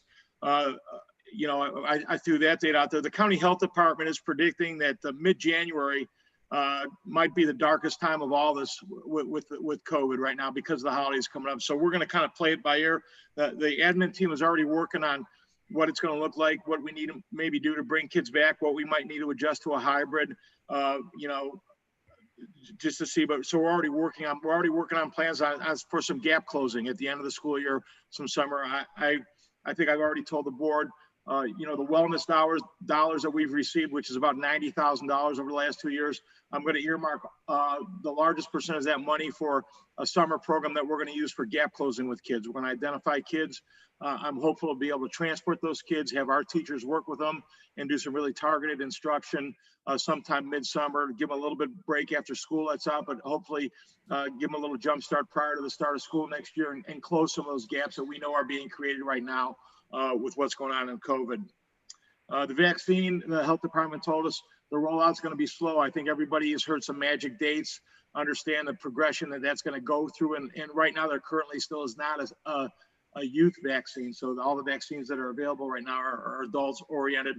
I have thought I forwarded it out to you. If I didn't, I will tomorrow. That updated list of what districts are in person, hybrid, and remote. And at my last check, I think only out of 32 districts in the county, only 3 districts are in person right now. Nobody in hybrid, and the others. So that would mean the other 29 are fully remote right now in the county. And I don't, you know, tomorrow is going to be another press conference. I don't know how we don't go purple tomorrow, but I've been wrong on that before. So I'm not going to, if you're a gambler, please don't place a bet on that. Because I've been wrong every step of the way on this stuff, but with the way the numbers are right now, we were 6 out of 7 indicators last week, and living with a healthcare professional and getting my daily update on what's going on in their hospital, I don't know I don't see anything too bright and sunny for right now. So keep the faith. Teachers are working hard. Administrators are working hard. We talked about a lot of different ways to, especially around the holidays, to reach out to kids in different ways and make some contact with them. We got a pretty creative group, and we're going to maybe push forward with some of those initiatives here as we get closer to the holiday. So that's what I had. Thank you, Mr. Evans. You sent a spreadsheet to the board members regarding the number of our tuition students and some other tuition metrics. Is that a conversation you want to have tonight or at a future board meeting? Thanks, Mr. Dobbins. I sent that out, and I'm going to push that out a little bit. I had a pretty good meeting with Aaron Graham. Jim Whistler did a great job with our best meeting. Got some nice results back on some survey questions this week, and I'll forward that out to you too. But that's some food for thought. If you have some individual thoughts about the tuition numbers, please email me or give me a call. I'm probably looking for late January to the second meeting in January to set our numbers for next year, so we can get those on some of our publications moving forward. But that's a history of where we've been at. I will tell you, dollars and cents wise right now, I know Mr. Muccio cringes when I make this statement, but right now that our tuition program brings more money into the district than our per pupil funding from the state of Ohio. So, you know, it's in a good place. It's healthy. The people that stayed, we sent a reminder that I sent a letter out to them that we would lock them into the current prices for 2 years. So any price adjustments that we make would only be new and incoming families. So it wouldn't affect anybody that's currently in our tuition program. We did that to encourage people to kind of stay with us through this mess, not knowing what the year would roll out. So. Well, it's a very important program, and I appreciate the information you shared with us, and I look forward to a broader conversation perhaps next month. And another reason I'm hedging a little bit is Kathy Martin just dug up some great information on some tuition prices from around the state. So I'm gonna drop some of that into a spreadsheet so you can see what some of the private and parochial schools are charging and different, like for elementary, middle school levels, and then high school levels as well. I'll throw some county stuff together and some things from around the state, because certainly the rural areas are very different than the suburban areas when it comes to that cost. And with also the caveat that, and I'll put the disclaimer on that when I send it out, that if a lot of those schools take Ed Choice vouchers. If they take Ed Choice vouchers, that is considered payment in full. They can't charge above and beyond. So if, let's say, Cleveland Central Catholic's tuition is $9,800 right now, if they take an Ed Choice voucher for a student, that's all that family pays. They don't pay the difference between the $9,800 and the $5,800 of the Ed Choice voucher. They agree that by taking that student, that's it, that they consider that a wash. So that skews the numbers a little bit. In the long run. So does that okay, I'll look forward to your information when we get it. Thank you. Is there any other comments or questions for Mr. Evans? If not, the next item up would be board business resolutions. Item 14A is we as a board need to elect a president pro tem to preside over the first part of next January's meeting, the January organizational meeting. I would note that in the past, our past practice has just been to nominate the current president, but that's by no means binding. So having said all that, are there any motions to nominate President Pro Tem for the January organizational meeting? Yes, I would nominate the current president, Mr. Dobbins. I'll second that too, Mr. Dobbins. Okay. Thank you. Are there any other nominations for Pro Tem? I thought I was unmuted and I said the same thing, so. What was the same thing? You mean about past You. practice? I was nominating you and Gary was talking. It was weird. Like my lips were moving and Gary's sound was on. Okay. I vote for you Great too, minds think Mark. alike. Okay, well, thank you. If there's no other nominations, why don't we move to a vote then, please? Mr. Suchaki, Aye. Mr. Naaman, Aye. Mrs. Etter, Aye. Mrs. Schukert, Aye. Mr. Dobbins. Aye, motion passes 5-0. Item 15 would be board consent. Well, we just did that. 16, board committee reports and comments. Does anyone have items they'd like to share or discuss this evening? I have one brief item from the Career Center. Our meeting is tomorrow night, and one of the items on the agenda is to approve the employment of a new business manager. His name is Michael McDade. He will be starting on January 11th, assuming, of course, that the motion passes. And that's all I have. Okay, great. I have a couple- Go ahead, please, Ms. Schukert. I just wanted to thank Mr. Thrasher and Mrs. Thrasher and Mr. Janitova for their presentation. Being a previous high school counselor, there's a whole lot of moving pieces, especially when it changes so quickly too. And then you throw in COVID into it all. And I think that they did a really good job of making the requirements clear.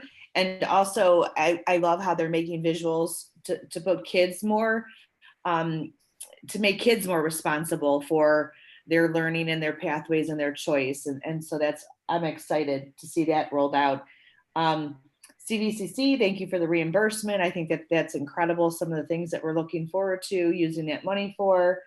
The other thing I love, Mr. Evans, the idea of using, some sort of summer program to close those gaps that we know that we're going to have.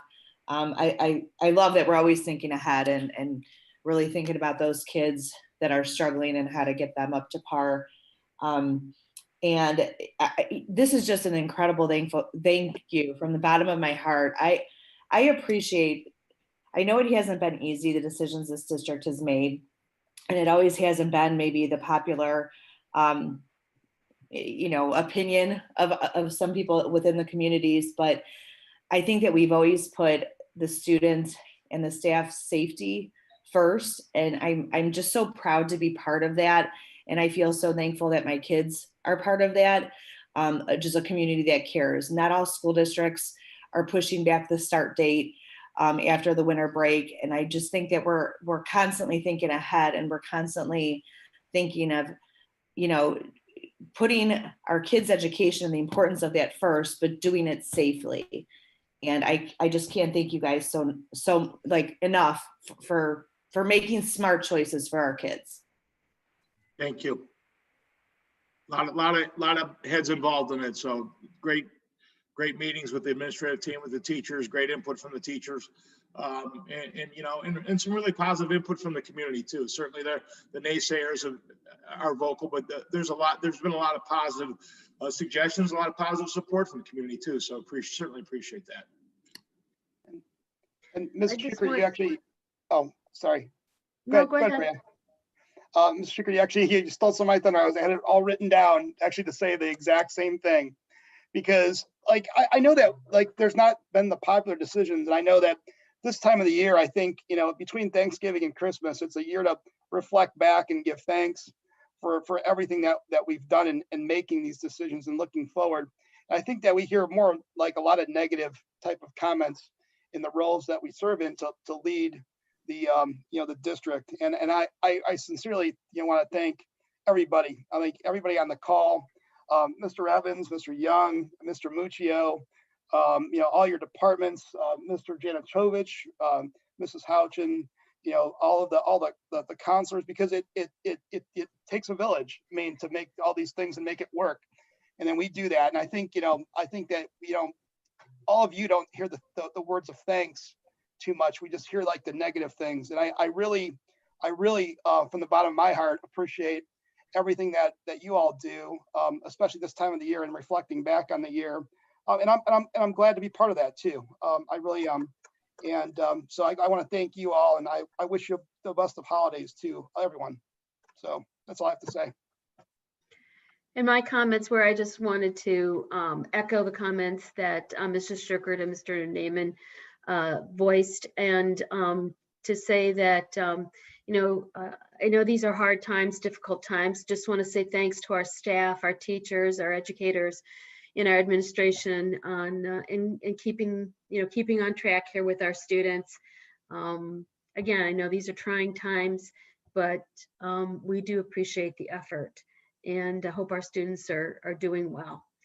And I'm also excited about some of the unexpected monetary windfalls that we're hearing about, and look forward to seeing them, that Mr. Muccio shared with us, the reimbursement from the Bureaus of Workers' Compensation and the increase in the PUP funding revenue. So look forward to seeing that actually come to our district. I guess it couldn't come at a better time, right? Money is always good whenever time it comes. So, and I know that we'll use the money wisely for what we need to do for our district. Again, too, if this is our time to say happy holidays, and just hope everyone stays well and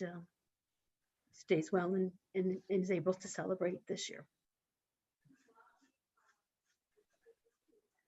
Thank you. If there are no further comments from the board members, I believe that the next item on the agenda would be either future agenda items, or we would move right to board policies and bylaws. Oh. I'll go board policies and bylaws, and I'm going to turn it over to Mr. Young to give you a summary of what you see on that list there. Thank you, Mr. Owens. I'll do my best not to push this to 9 o'clock. We've got 11 policies tonight, and that's going to push our total to 30 policies this fall. And so I really appreciate everybody's determination in getting these done. You know, with COVID going on, it has stolen the focus, but you know, school year still marches on with respect to some things. So I appreciate everybody doing that. And I did want to mention, Mr. Evans brought up the gift card things. You know, we were able to provide gift cards to 188 students and 116 different families in our community with that. So it's great to hear that you know, somebody really needed that and appreciated it. But I also wanted to mention too that because we haven't been able to serve hot lunches, we had food that we wanted to make sure went to good use. So we also donated hamburgers, meatballs, chicken fajitas, broccoli, corn, carrots, waffles, Bosco sticks, and pizzas to the Edna House. That was several hundred, if not, you know, a couple $1,000s worth of food that was able to go to a very worthy cause. So it has been, you know, as bad as COVID has been, some of the generosity that has come out of it as well has been very touching. So it's been nice to be able to give back as well. So that had nothing to do with policy, but I just wanted to throw that out there. Mm-hmm. Okay, so again, we have 11 policies tonight. 6 of those policies deal with House Bill 491, which actually went into effect March 20th of 2019. So it's almost 2 years old. And they deal with some of the things with respect to, actually Mr. Muccio would appreciate it because it protects your school treasurer from certain liabilities. Specifically, it requires that the district superintendent provide a written statement to school treasurers confirming the superintendent's receipt of the required reports and the valid educator license from each teacher prior to the teacher receiving payment for services. So that's a new change that's going to show up in all of our employment policies. And we also have 3 of the policies deal with Senate Bill 216, which went into effect November 2nd of 2018. So we've got 2 2018 and a 2019 policy that are driving a lot of these. So 1520, this is the appointment of administrators. Now you guys actually have 2 different attachments here, and one was because they made an error in one of the releases of the policies, and so that had to be changed. Specifically, it said that administrators could receive contracts greater than 5 years, and they cannot receive contracts that exceed 5 years. And so they added the word not. But specifically, it adds the statement that as a prerequisite to pay superintendent both a copy of his license, his or her license, as well as any copies of reports required by the state board or the board to demonstrate his or her qualifications. So again, it's a little bit of liability relief from the treasurer and requires the superintendent, which through the assistant superintendent's office is where a lot of that happens. We do the onboarding process in my office with Mrs. Schwab, and it was with Mrs. Deal and Dr. Caleres prior to that. So this policy specifically enacts House Bill 401 with respect to employment of administrators. Policy 2431, this is an interscholastic athletics revision policy. The policy has been revised to reflect specific requirements of Ohio Revised Code 3313.535, which requires the Board of Education to establish that minimum grade point average for the purpose of eligibility for students grades 9 through 12 in order to participate. We have that grade point average set at a 1.5 GPA. That has not changed, but the part that we added to this that was an option is that a student can still have a failing grade, but as long as they're fulfilling the grade point average and the credit requirement by the Ohio High School Athletic Association, then they can participate. There was the option to say that if a student receives a failing grade period, no matter what the GPA is, no matter what the credits are, that student would be ineligible. And we didn't see that as something that would be in favor of our philosophy for student participation. So we recommend this be reviewed and then adopted for accurate policies. Policy 3120, this is the employment of all professional staff. Again, it provides relief to liability for the treasurer per House Bill 419, but per Senate Bill 216, which again went into effect November 2nd, 2018, it changes some older language. I don't know if you've ever heard of highly qualified teacher, HQT, was something that was part of the language for a long time. Well, HQT is no longer part of language. So this replaces any language dealing with highly qualified teachers or highly qualified paraprofessionals and replaces it with properly certified or licensed. So HQT is no longer something that we have to adhere to because we now have to adhere to proper licensing. So that's going to be reflected in this policy. It's specifically talking about resident educators, professional educator licenses, senior professional educator licenses, lead professional educator licenses, your 1 year out of state, your supplemental license, and your visiting international teacher license. And one of the parts that's new here is that it states that the superintendent shall, and again, this is per Senate Bill 216, the superintendent shall report state certification and licensure status for every teacher at least annually in accordance with state and federal law. So at the start of the school year, the superintendent shall notify parents and guardians of each student enrolled in the district that they may request information about the professional qualifications of each classroom teacher who provides instruction to that student. So that's going to be a change that maybe has not been done before, but there's always flexibility in what that notification process looks like. Policy 3120.04 is the employment of substitutes for the district. Again, you got the House Bill 419 that provides relief and of liability to the treasurer, but Senate Bill 216, it was a very large bill. It requires that the state board establish new standards and requirements for obtaining an educator license for substitute teaching and bases the duration that the substitute may teach under the new license on whether the post-secondary degree is related to the subject area taught. So again, we've got alignment to state law, and it's recommended after review that this policy be adopted. That one may be null and void another month because there's current legislation that changes that proposed a whole different set of, and actually 216 was Matt Huffman's bill, and Matt Huffman is the one who's proposed a new bill to change some of the substitute certification once again. So we'll keep that's in lame duck right now.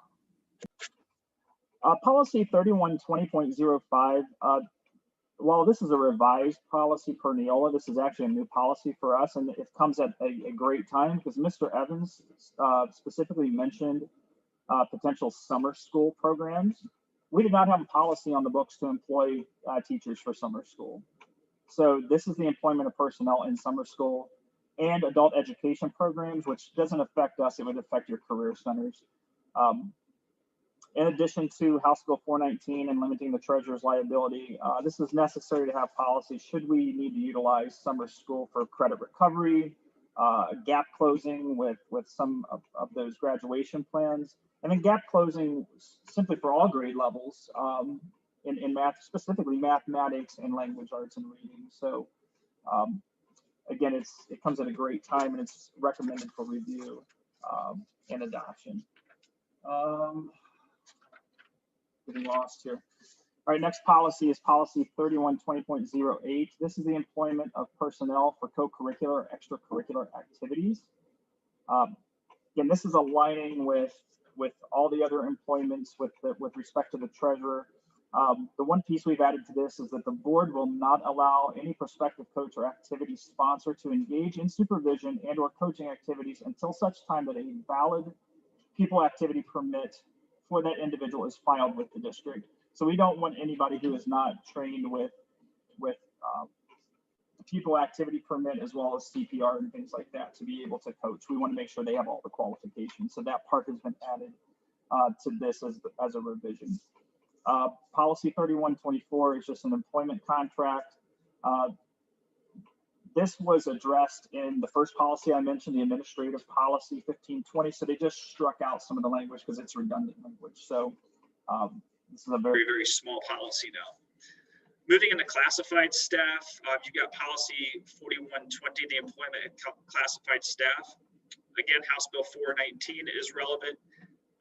This mirrors the second policy I mentioned when we were hiring professional staff, because this addresses our educational aides and our paraprofessionals. So it's parallel language that you saw in the second policy I mentioned, but this is specifically applied to educational aides, which tend to fall under classified staff. So we're just being consistent with that policy. Again, requires that the superintendent notify of the proper licensure and proper certification of these employees once a year. Policy 3120.04 is the employment of substitutes. It's just in a separate section. Again, we want to make sure that we're consistent with this, and it just showed up again in this particular section. Policy, I'm sorry, I missed that. I apologize. Policy 4120.08, this is the employment of personnel, again, for co-curricular activities. This one is what showed up in a second area. Being consistent, again, we want to require the pupil activity permit. I think I'm almost done. I've got two more. Policy 4124 is an employment contract. This dealt with civil service provisions. We're not a city school district. We are a local school district. So as you look through the options we had for this bill, a lot did not apply to us because we are not a city school district. So we don't have to worry about civil service positions. The positions we hire for our classified staff are covered under collective bargaining. So we adhere to the collective bargaining agreement. So we don't have to apply some of those civil service components since we are a local school district and not a city school district. Final policy is policy 4162. This is an update to the drug and alcohol testing of CDL license holders and other employees who perform safety sensitive functions. This is required by the Department of Transportation for anybody who's holding a license that allows them to drive a school bus or a van. So you'll see a lot of update to language with respect to this, again, consistent with the Department of Transportation. And it's required by law that this testing occur annually at random each year. So again, this is a revision and consistent with what we've had in the past, but updated for new law. So that's all 11 policies. A lot there for your review with a little bit of background about the two House bills that were influencing a lot of these. Thank you, And Mr. happy Young. holidays. Happy holidays to everybody as well. And to you. Thank you so much. item, and we will, this is a first reading, so we'll be considering these for approval in the one of the January meetings, I take it? Correct. Okay. Moving on to item 18, board discussion, 18A. Mr. Evans included a copy of the 2021 calendar year meeting agenda. Has everyone had a chance to review that? And are there any proposed changes or comments? That'll be on the January agenda for your approval. So I just wanted to give you one last look at that, and you'll approve that at the organizational meeting. Right. And we'd previously discussed about the merits of the July meeting, and I see we have a regular meeting scheduled if it's approved. Okay, great. Thank you. The next item would be 18B, and it's to review a list of the 2021 board committees and liaison matters. I had a chance to look at that this afternoon, and I know we don't have to make decisions tonight, but I thought that if people wanted to eyeball that, see what committees and liaisons that they're currently serving on, whether they'd like to continue those roles or whether they'd like to change. So I guess we could just kind of go through each one. So the Career Center is there will be no change in that role. So the board liaisons, the CVC, the Cuyahoga Valley Chamber of Commerce is Mrs. Etter. Mrs. Etter, would you want to continue in that role? I'd like to continue on in all the roles I have, but I'd say okay. yes to that one. Great, you make it quite easy. Legislative liaison, I've been serving in that capacity, and I'd be pleased or happy to continue doing that unless someone else wants to. Hearing no other comments, I'll kind of pencil myself in for that. The legislative delegate, now that should have been prefaced by saying it's the OSBA legislative delegate. Mr. Naaman represented us this year. We typically rotate that every year. So again, I don't think we have to make a decision tonight, but it's something that we should perhaps consider for next year's OSBA, which hopefully will be an in-person gathering. Yeah, and Mr. Dobbins, yeah, I mean, it was really interesting actually to listen to that too as well and look at all the documentation. So I mean, if someone's interested in doing it, then by all means, like they could serve in that role. Otherwise, I could do it again, but I like to give opportunities to everybody too as well. Right.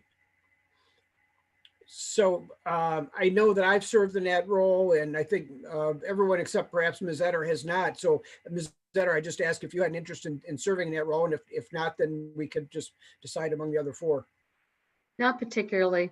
Okay. All right. Well, Mr. Naaman, if you want to carry that role forward, that's fine. If you'd prefer not to, I'm sure another board member would. So if you just want to noodle on it and let us know, we can go from there. Yep. Not a problem. I'll do it again. It's not a problem. Okay. Thank you. The next one is the OSBA Student Achievement Liaison, and Mr. Naaman, you're up again.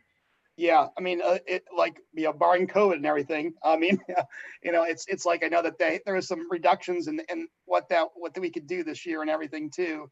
So I guess depending on what it looks like a year from now, I mean, I'm willing to do it again with the help of I think Mr. Evans and other teachers that were involved too as well. And I'm definitely willing to help coordinate that process or whatever, just like we did in previous years. So. I mean, I'm willing to do it just as long as we have something to do and COVID is over with.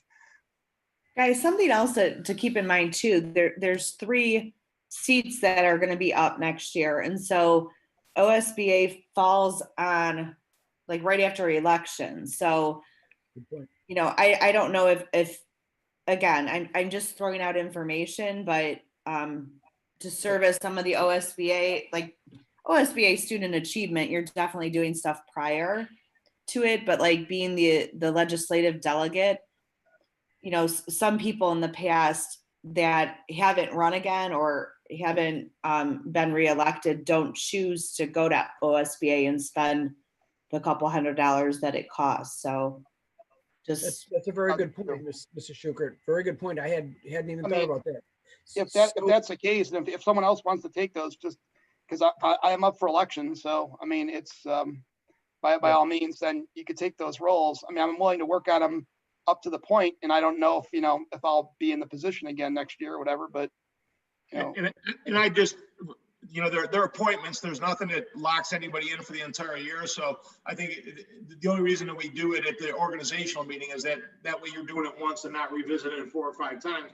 There's certainly nothing that says we can't come back and later in the year and say, listen, my schedule's gotten crazy. I can no longer do this. Can somebody, I mean, there's some flexibility to this as well. So I don't want anybody to think that any of this is etched in stone. Well, you know, with what Mr. Evans said, Ms. Schukert, does either Mr. Suchaki or Mrs. Schukert feel that they'd want to be the OSBA legislative delegate, given the conversation we've had?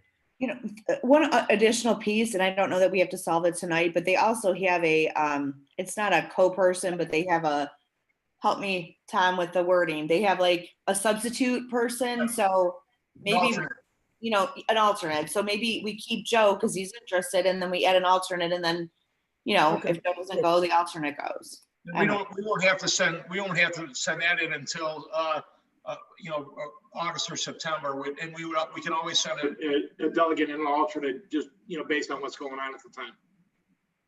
Okay, well, with all those caveats in, do we want to just keep not keep, but do we want to continue with Mr. Name and Service? Sorry. Okay, let's just keep with that, knowing that we have alternatives available if needed. So moving on then would be the tax abatement review liaison. It's Mr. Suchaki and Mrs. Etter. I believe Ms. Etter is the alternate. Ms. Etter already said she wanted to maintain that for several years. I'm happy to keep doing it. Okay, that works for me. Okay, the next one is transportation liaison. I've had that role, I think, since I've joined the board, and I don't think the group has met yet. It's been kind of a fallback or a contingency group. So I'll ask Mr. Evans if that's something that we should maintain or continue. I'm happy to have the role, but I haven't had to perform any duties. And, you know, moving forward, there may be some, I think we're probably going to be looking at buying a bus in another year. So we certainly want to be something to do on that end of it. But we want to at least leave the position in place. We don't have to necessarily fill the blank right now. Okay, that's fine. So let's just plan. I'll continue that role. Communications Forum is joint between Ms. Etter and Ms. Schukert. Ms. Etter already indicated she'd like to continue. Ms. Schukert, are you interested as a co-participant? I like that one. Just as an educator, I've got some background. Okay, good, very good. Ms. Etter, you already said you want to continue with your other roles, so the Valley View's Economic Development Liaison. Okay, great. Yes. Board. Oh, the other thing I should mention, Mr. Evans, what we don't have on here is that Healthcare Cost Containment Committee that by contract, I think 2 board representatives have to sit in on that meeting.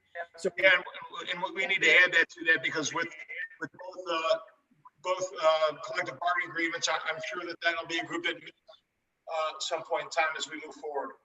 Yeah, that was excuse me, that was the meeting that you and I attended, correct, Mark? Yes. Okay. Yes. So yeah, so that is actually an event that you and I worked on. Okay, so we just need to add that for the next month's meeting. I'm okay continuing in that service. I don't know, Ms. Etter, I presume you are as well. Okay. Yeah, I'm fine with that too. I think, you know, the fact that I have flexibility during my day was another reason that I was able to do that. So yeah, I'm fine with that. Okay. All right. We just need to add that item then. Board committees, Finance Committee. Ms. Schukert, you're the chair. Mr. Naaman is an alternate board member. Do you want to continue in those roles, or do we? I'm gonna put it out there. If I do the president of the school board next year, I do not want to be the chair of the finance, just because that's a super involved. I love that committee, and I'd be happy to serve as like the other board member on it. But to chair one of the board committees, there's a lot of work, I think, and I would, again, if I were to be elected president, I'd want to be focusing on that. Understood. And I'm willing to serve on all the board committees in whatever capacity is best. I know that I'm you know, because that's what I do for a living, all these 3 committees. So I'm willing to serve on them in some capacity. I know that my work hours kind of limit the amount of work I can do, but I can consider doing some of these too, as well as far as chairing the finance committee. I mean, it's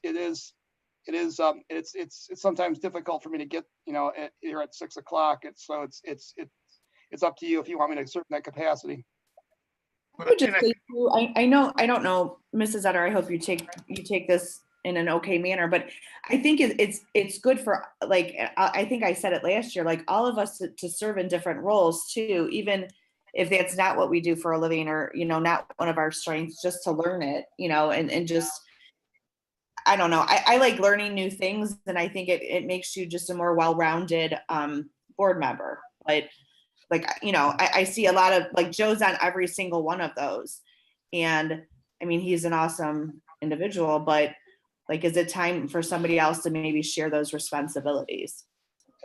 And like I said, I'm willing to serve in whatever capacity that the rest of the board sees it. I mean, because that's like what I do. So I'd like to have my input in there if you allow me to. But I mean, it's up to you however you want me to serve, though. And I think with the advent of Zoom now, I think we're going to have some greater flexibility with meetings. I know that so often, especially the finance committee, we were just working around schedules and who could be where, when. I think that with the advent of Zoom, I think we have the ability to maybe do some things remotely that are a little more user-friendly for the participants. Yeah, that's very true. Yeah, that's very true. I didn't even think of it that way, but yeah, you're right. Absolutely. So I haven't yet served on the finance committee formally. I've attended some meetings in the past. I'm more than happy to serve in any capacity that the others would want me to serve. So I'll put myself out there as chairing, and if Mrs. Schuchert becomes a president, or in any capacity that the board would want. So I'll put my, I'll be happy to help out in any way I can. So if you want to hold that conversation till next month, fine. If you want to talk it through tonight, I'm fine with whatever approach you want to take. And I didn't mean to jump in front of Mrs. Etter. Oh, you didn't. You didn't. Mr. Dobbins, I mean, I'll easily serve with you. I mean, we could figure out who's going to chair it and who's not, so we could just figure it out. Okay. Does that work for everybody?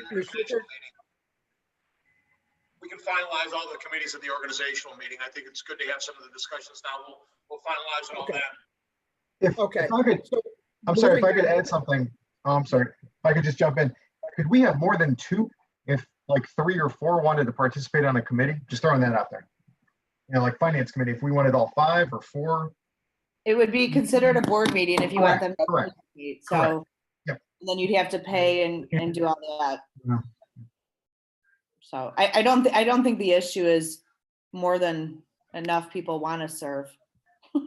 I think I think everyone's being kind and, Right. It's all good. Yep. Well, then let's agree, Joe and I, you and I will see what happens between now and January, and one of us will chair, and the other one would likely be the alternate, unless other board members want to jump in the mix. Right. Well, we'll just arm wrestle after Christmas. There you go. All right. Eat your Wheaties. The next, similarly, in the audit review piece, Joe, you were the chair this year. I was your alternate board member. I think we had maybe 1 meeting, maybe 2. And if I'd be happy to chair if you wanted, and if you wanted to reverse roles, whatever you want to do. Yeah. I mean, I could keep it. I mean, that's we've met like a couple, once or twice, I think it was. So, I mean, that's doable. I mean, if you want me to chair that one, that's not a problem at all. So that's fine. Well, that's what the rest of the group wants, but I appreciate your leadership. Lastly is the technology committee. Mr. Tsusaki's chairing. Joe, you're second board member on that. Are both of you still interested in maintaining your roles in that group? Yeah, I mean, I am. That's what I do. Yeah, it's what I do. Yeah, no problem. Yep, same here. Okay, well, let's just plan on it. Guys, is there any concern that it'd be 3 more board members doing all of the board committees? I mean, Gary, you're like the grandfather of the board right now. I mean, is it, you know what I mean? Like, do we all dip our toes and parts, like, I mean, because those are the ones that, I don't know, because I was like, I would do any of them. I just don't want to chair something, but I'd like to be involved. I'd like to learn new things. I'd like to participate and contribute. I just don't want to chair, the finance committee. But if, again, it's like we're in this 3-year of just same things. Like, let's change things up, guys. Let's expand our roles and learn new things. I don't know. I need to stop talking. Well, the only other one that I'm on is audit. If you want to, swap out audit, I'm fine with that. If you have an interest in it, great. I mean, again, we could do this in January. My thoughts are like, let's divide and conquer and share the, share the meeting. And I agree. I mean, like I said, I mean, I'm willing to fall off at any of those. I mean, it's not a problem at all. I mean, so it's up to, if it's everybody's interest. I mean, I'm looking at that as I'm a default. So like, if there's an interest and I've been on these committees, then like, then by all means, I'm willing to step down, or I'm willing to serve in the chair too. It doesn't really matter. So it's like, it's whatever that we need and who's ever willing to step forward. So like, I'll willing to do either one of all 3 of those committees, but I think it's up to whoever else is an interest though. I mean, Joe, you're really, really good at a lot of those things, audit in particular, I think.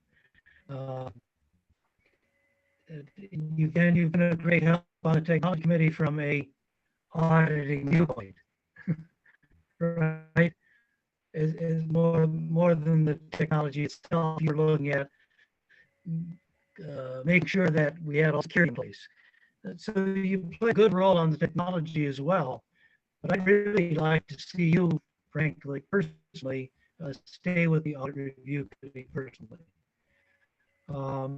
Finance, I've never chaired finance. I don't even know if I've been a member of finance, but I've certainly been involved in it. And I don't mind getting involved in finance again, but it's not going to, as Linda you were talking about, it's not somebody new in that area. I've been doing it on and off long before I was on the board. I was on finance committee. So I don't know. I hear what you're saying, Lindy. We also ought to capitalize on all our talents too. I guess we have to clone Mr. Naaman. I don't think that. I don't think you want that. We need more of you. But I guess here's the thing. Then I guess we're looking at I'm looking at this as like the also if you want to mix it up and you want to do some things different. Like I'm willing to like step down on some of the committees like finance and become like an advisor to the 2 people that are on there, and I could maybe help out. And I could take on another bigger committee though, like BEST or something like that, if no one wants to do it. So I could swap it out to learn some other new things, if that's what you'd like me to do. Have you been on BEST before, Joe? I have not. You have not. I do recommend that everybody has the opportunity to be part of that committee.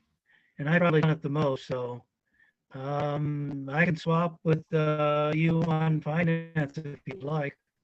Yeah, I mean, it's whatever the board wants me to do. Like I said, I mean, that's what I do for a living. But if, like I said, other opportunities come about, that's fine. I know, like I said, we don't have to solve everything now, but I mean, it's it's something to think about. So, I mean, I'm just throwing it out there. So, I mean, if you would like to stay on BEST and that's something that you want to do, or other people want to be on there, I'm just looking at it from like the amount of work. Like, so I'm looking at all the committees that have probably the most effort, the most work. And I know finance is probably up there. BEST is probably up there. There's probably other ones I'm missing here, but those are the ones that probably are very, very consuming. And so I'm willing to take some time and put it to those things, but I can't do both, I don't think. So like, it's like one or the other. And so like, that's how I'm kind of weighing it out in my mind. Okay. And by all means, like if someone else wants to take over like one of the other committees, that's fine, like finance, and I'll move on BEST or whatever we want to do. But again, I don't know about BEST meetings, if those just fall in the evenings too, or I mean that becomes difficult. But I mean, like Mr. Evans said, with Zoom, maybe we have some other options too. So Well, if I could just add a little bit of comment to the BEST committee, that's a superintendent's committee. And we have a facilitator, Mr. Zwisler, who facilitates those meetings. So the board members are participating in the meetings, but they don't take minutes. They don't set the agendas. They don't lead the meetings. They're participants only, I would say. Is that a fair statement, Mr. Evans?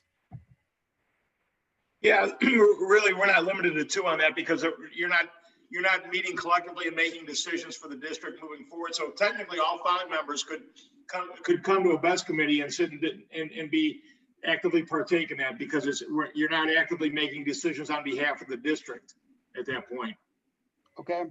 And that kind of underscores the point I was making, which is that in terms of the workloads of participating in that group, is that the work is borne by Mr. Evans and by Mr. Zwisler, who facilitates those meetings. And so I attend as a community representative and a participant and share my views when I have something meaningful to add. But in terms of the demands of my time for work and preparation and minute taking and things, that is not part of that work or that responsibility. Gotcha. And then that makes sense. Thank you for that, because I didn't know all of that too, because I've been at some BEST meetings, but I haven't participated as a part of a committee member though. So right. Yeah. So there is no distinction. Your presence and participation, I think, is equivalent to any other attendee. You don't have to take minutes. You don't have to record them. You don't have to post for the meetings or anything like that. It's a passive attendance and participation matter. Okay. So in terms of your time management, I would think that if you can attend the meetings or have an interest and can attend the meetings, I would think that that's less demanding than serving on the board, any of the board committees. That'd be my guess. Well, actually, let me ask this question. I'm just going to throw it out there. Then if there's not a standing committee members that have to be on there, should we rotate people through those? I mean, guys, I would say with the BEST though, I think to me that met the most out of any of these committees. For the meetings were a little bit longer. You're with public member, community members. It's a great committee for everybody to try because you're working with students, staff, community members, board members, administrators. It's good to get to know people. I mean, I feel like we're really beating a dead horse at this point. Like, I think these are things that we're talking about what these committees are. Think about what you're interested in, have conversations maybe, and let's just kind of roll. Yeah. I don't know. I mean, I agree with you. I'm having an interest in all these committees. I just can't do them all though, so, I have to, I'll be selective. So, I mean, I know that, and I'll serve in whatever capacity. I mean, I have an interest in doing BEST down the line. And so whatever, or I just attend the meetings as a third party, either way. Okay. I guess we're going to postpone a lot of this conversation until next meeting. So right now, BEST is Gary and I have participated this past year. It is, as Lindy said, it's a great committee comprised of a great number of community representatives, just a great mix of people. And Mr. Zwisler, Jim Zwisler, runs those meetings very well. They're just very good, and they have a multi-purpose to their multi-purpose character. The next one is the Student Advisory Committee, and that's Lindy and Maria. Maria, I presume, wants to stay on that committee. We've never met, so. Oh, okay. We met, not this year we haven't, but we did last year. Right, so. Okay. I mean, it's probably up to the principal, so Janitovich, because it was something that Coleman wanted to do, so.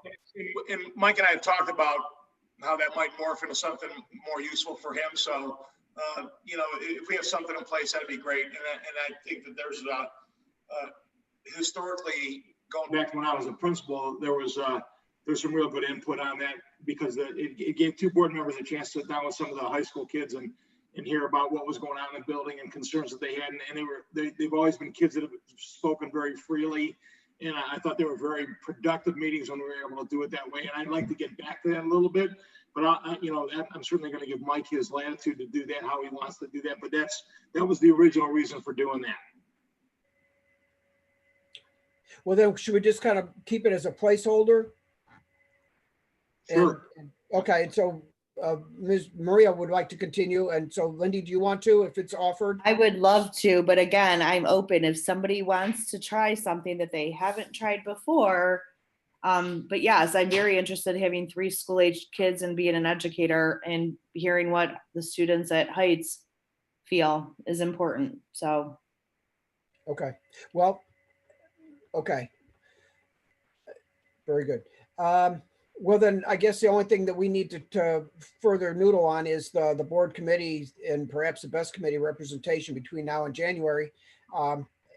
And I invite board members, if you have questions or comments about what you haven't done and want to do, or what you have done and want to share with others, feel free to reach out between now and January. Yeah, and that's, like I said, I'm willing to serve on any of these. I mean, I just can't serve on like 10 of them. That's the thing. So, I just don't have the time to do that. So I'd love to serve on, I think I can make the most impact from my professional background in the board committees, but then I want to expand out to look at some of these other things too, as well. But I just can't do them all, so however we can create that balance is what I'm all for. Something to add to the finance committee, this upcoming year might be interesting because you're probably going to look at this tuition, the prices for the tuition. And also if we get back to like the building, the facility plan, that was the direction we would go in addition with the 5-year forecast. So it might be like a fun, if finance can be fun, it might be a fun committee. Matt makes it fun. Just so you're aware that as far in regards to tuition, I'll be calling each of you individually and trying to just have maybe a 15, 20 half-hour discussion about tuition and what your thoughts are prior to meeting with the finance committee, so I kind of know where everybody is in their mind and what they think and what they feel about that moving forward. So a lot of moving parts with it, especially this year with COVID and the remote and the hybrid plan. So a lot of moving parts to it this year. Lindy, how many times did the finance committee meet last year? Well, this calendar, whatever, school year, I was kind of, because we were in COVID, I think we've met once. We did the 5-year forecast, or maybe twice. It's been a couple of times. Previous years, it was, it depends what work has to be done and how good the treasurer is. And we have an awesome treasurer who makes things very, very transparent and easy to understand. And so frequently meeting is not as necessary, especially when not a whole lot is really changing. Okay. Right. I don't know that Matt likes to hear me say that, but no, that's fine. But it's good. I think it's good to get your feet wet and all these things so you can understand all the different angles of being a board member. But okay, well, I said I plan to join the finance committee, assuming the other board members are okay with that, come January, and Joe and I can figure out who would chair it. So that mixes things up a little bit. I think we're going to continue roles on the audit committee, and it hasn't met that much. Fortunately, it hasn't needed to. And then technology, we've kind of kicked around that, and the best committee, it seems to be the ones that are open. So, okay. Yeah, I'm sorry, Mark. I'd be happy to keep both of those, and I don't have either one. I enjoy both of them. I'm happy to keep technology, and I'll continue to share that. And okay. I'm happy to I'll circle back to the beginning. Okay. All right. Well, unless there's any further discussion, I think we've gone through the committee assignments and liaison assignments tentatively for next year, and we'll be considering them final in January. Back to the agenda. So that puts us at any future agenda items. I guess I should mention, Mr. Evans, that I guess there's been some informal discussion about perhaps some type of open house that the best committee and Mr. Whistler might conduct. Are you open to, can we have some discussion on that this evening, or is that for January? Great. I'll forward the survey feedback that Mr. Whistler sent out. I was looking at I looked at some different videos from some other, actually Medina Career Center put a great video together. And what brought that to light was that Cuyahoga Valley had not done one. And I asked how they were going to go about their recruitment this year. And I also talked to a couple of parochial schools, and I know they pushed back their timeline because they really want to get people in the building. I don't know if it's going to be possible, but I've contacted the group that did the video from the Medina Career Center. Jim sent a survey out and got some great responses. So we're going to start working on some virtual tours and some promotional stuff to get out to people along with the flyers. And I met with Erin, had a great discussion with her on that, get some kids to do some testimonials. Matt Hartman has devised a way that we can put a barcode or a code on a flyer, and the kids can just scan it with their phones and it'll play the testimonial or the video for them. So we're looking at some really different ways of trying to get after some people. Okay, thank you. If there's no other agenda items, future agenda items, that is, we can move to item 20, informational items. It should be noted the board of members received their agenda several days prior to the actual meeting. Thus, they've had considerable opportunity to study, ask questions, etc. This has been an eye exam for me, so I apologize. Lastly, the upcoming regular meeting. There's an organizational meeting. It's the first board meeting of 2021, and it is Wednesday, 7 p.m., January 6th, 2021. And we will consider at that time regular board meeting dates for the rest of 2021. Unless there's any further business, I would like to make a motion to adjourn. Second. Second by Ms. Schukert. I guess we can take a vote on that. Everybody in favor? Aye, I see. Aye. I see 5. The motion passes 5-0. Happy holidays, everyone. It is 9:20. Boy, this is an eye test. 9:20. Now I know why you split screens. Take care, everyone. Have a nice holiday.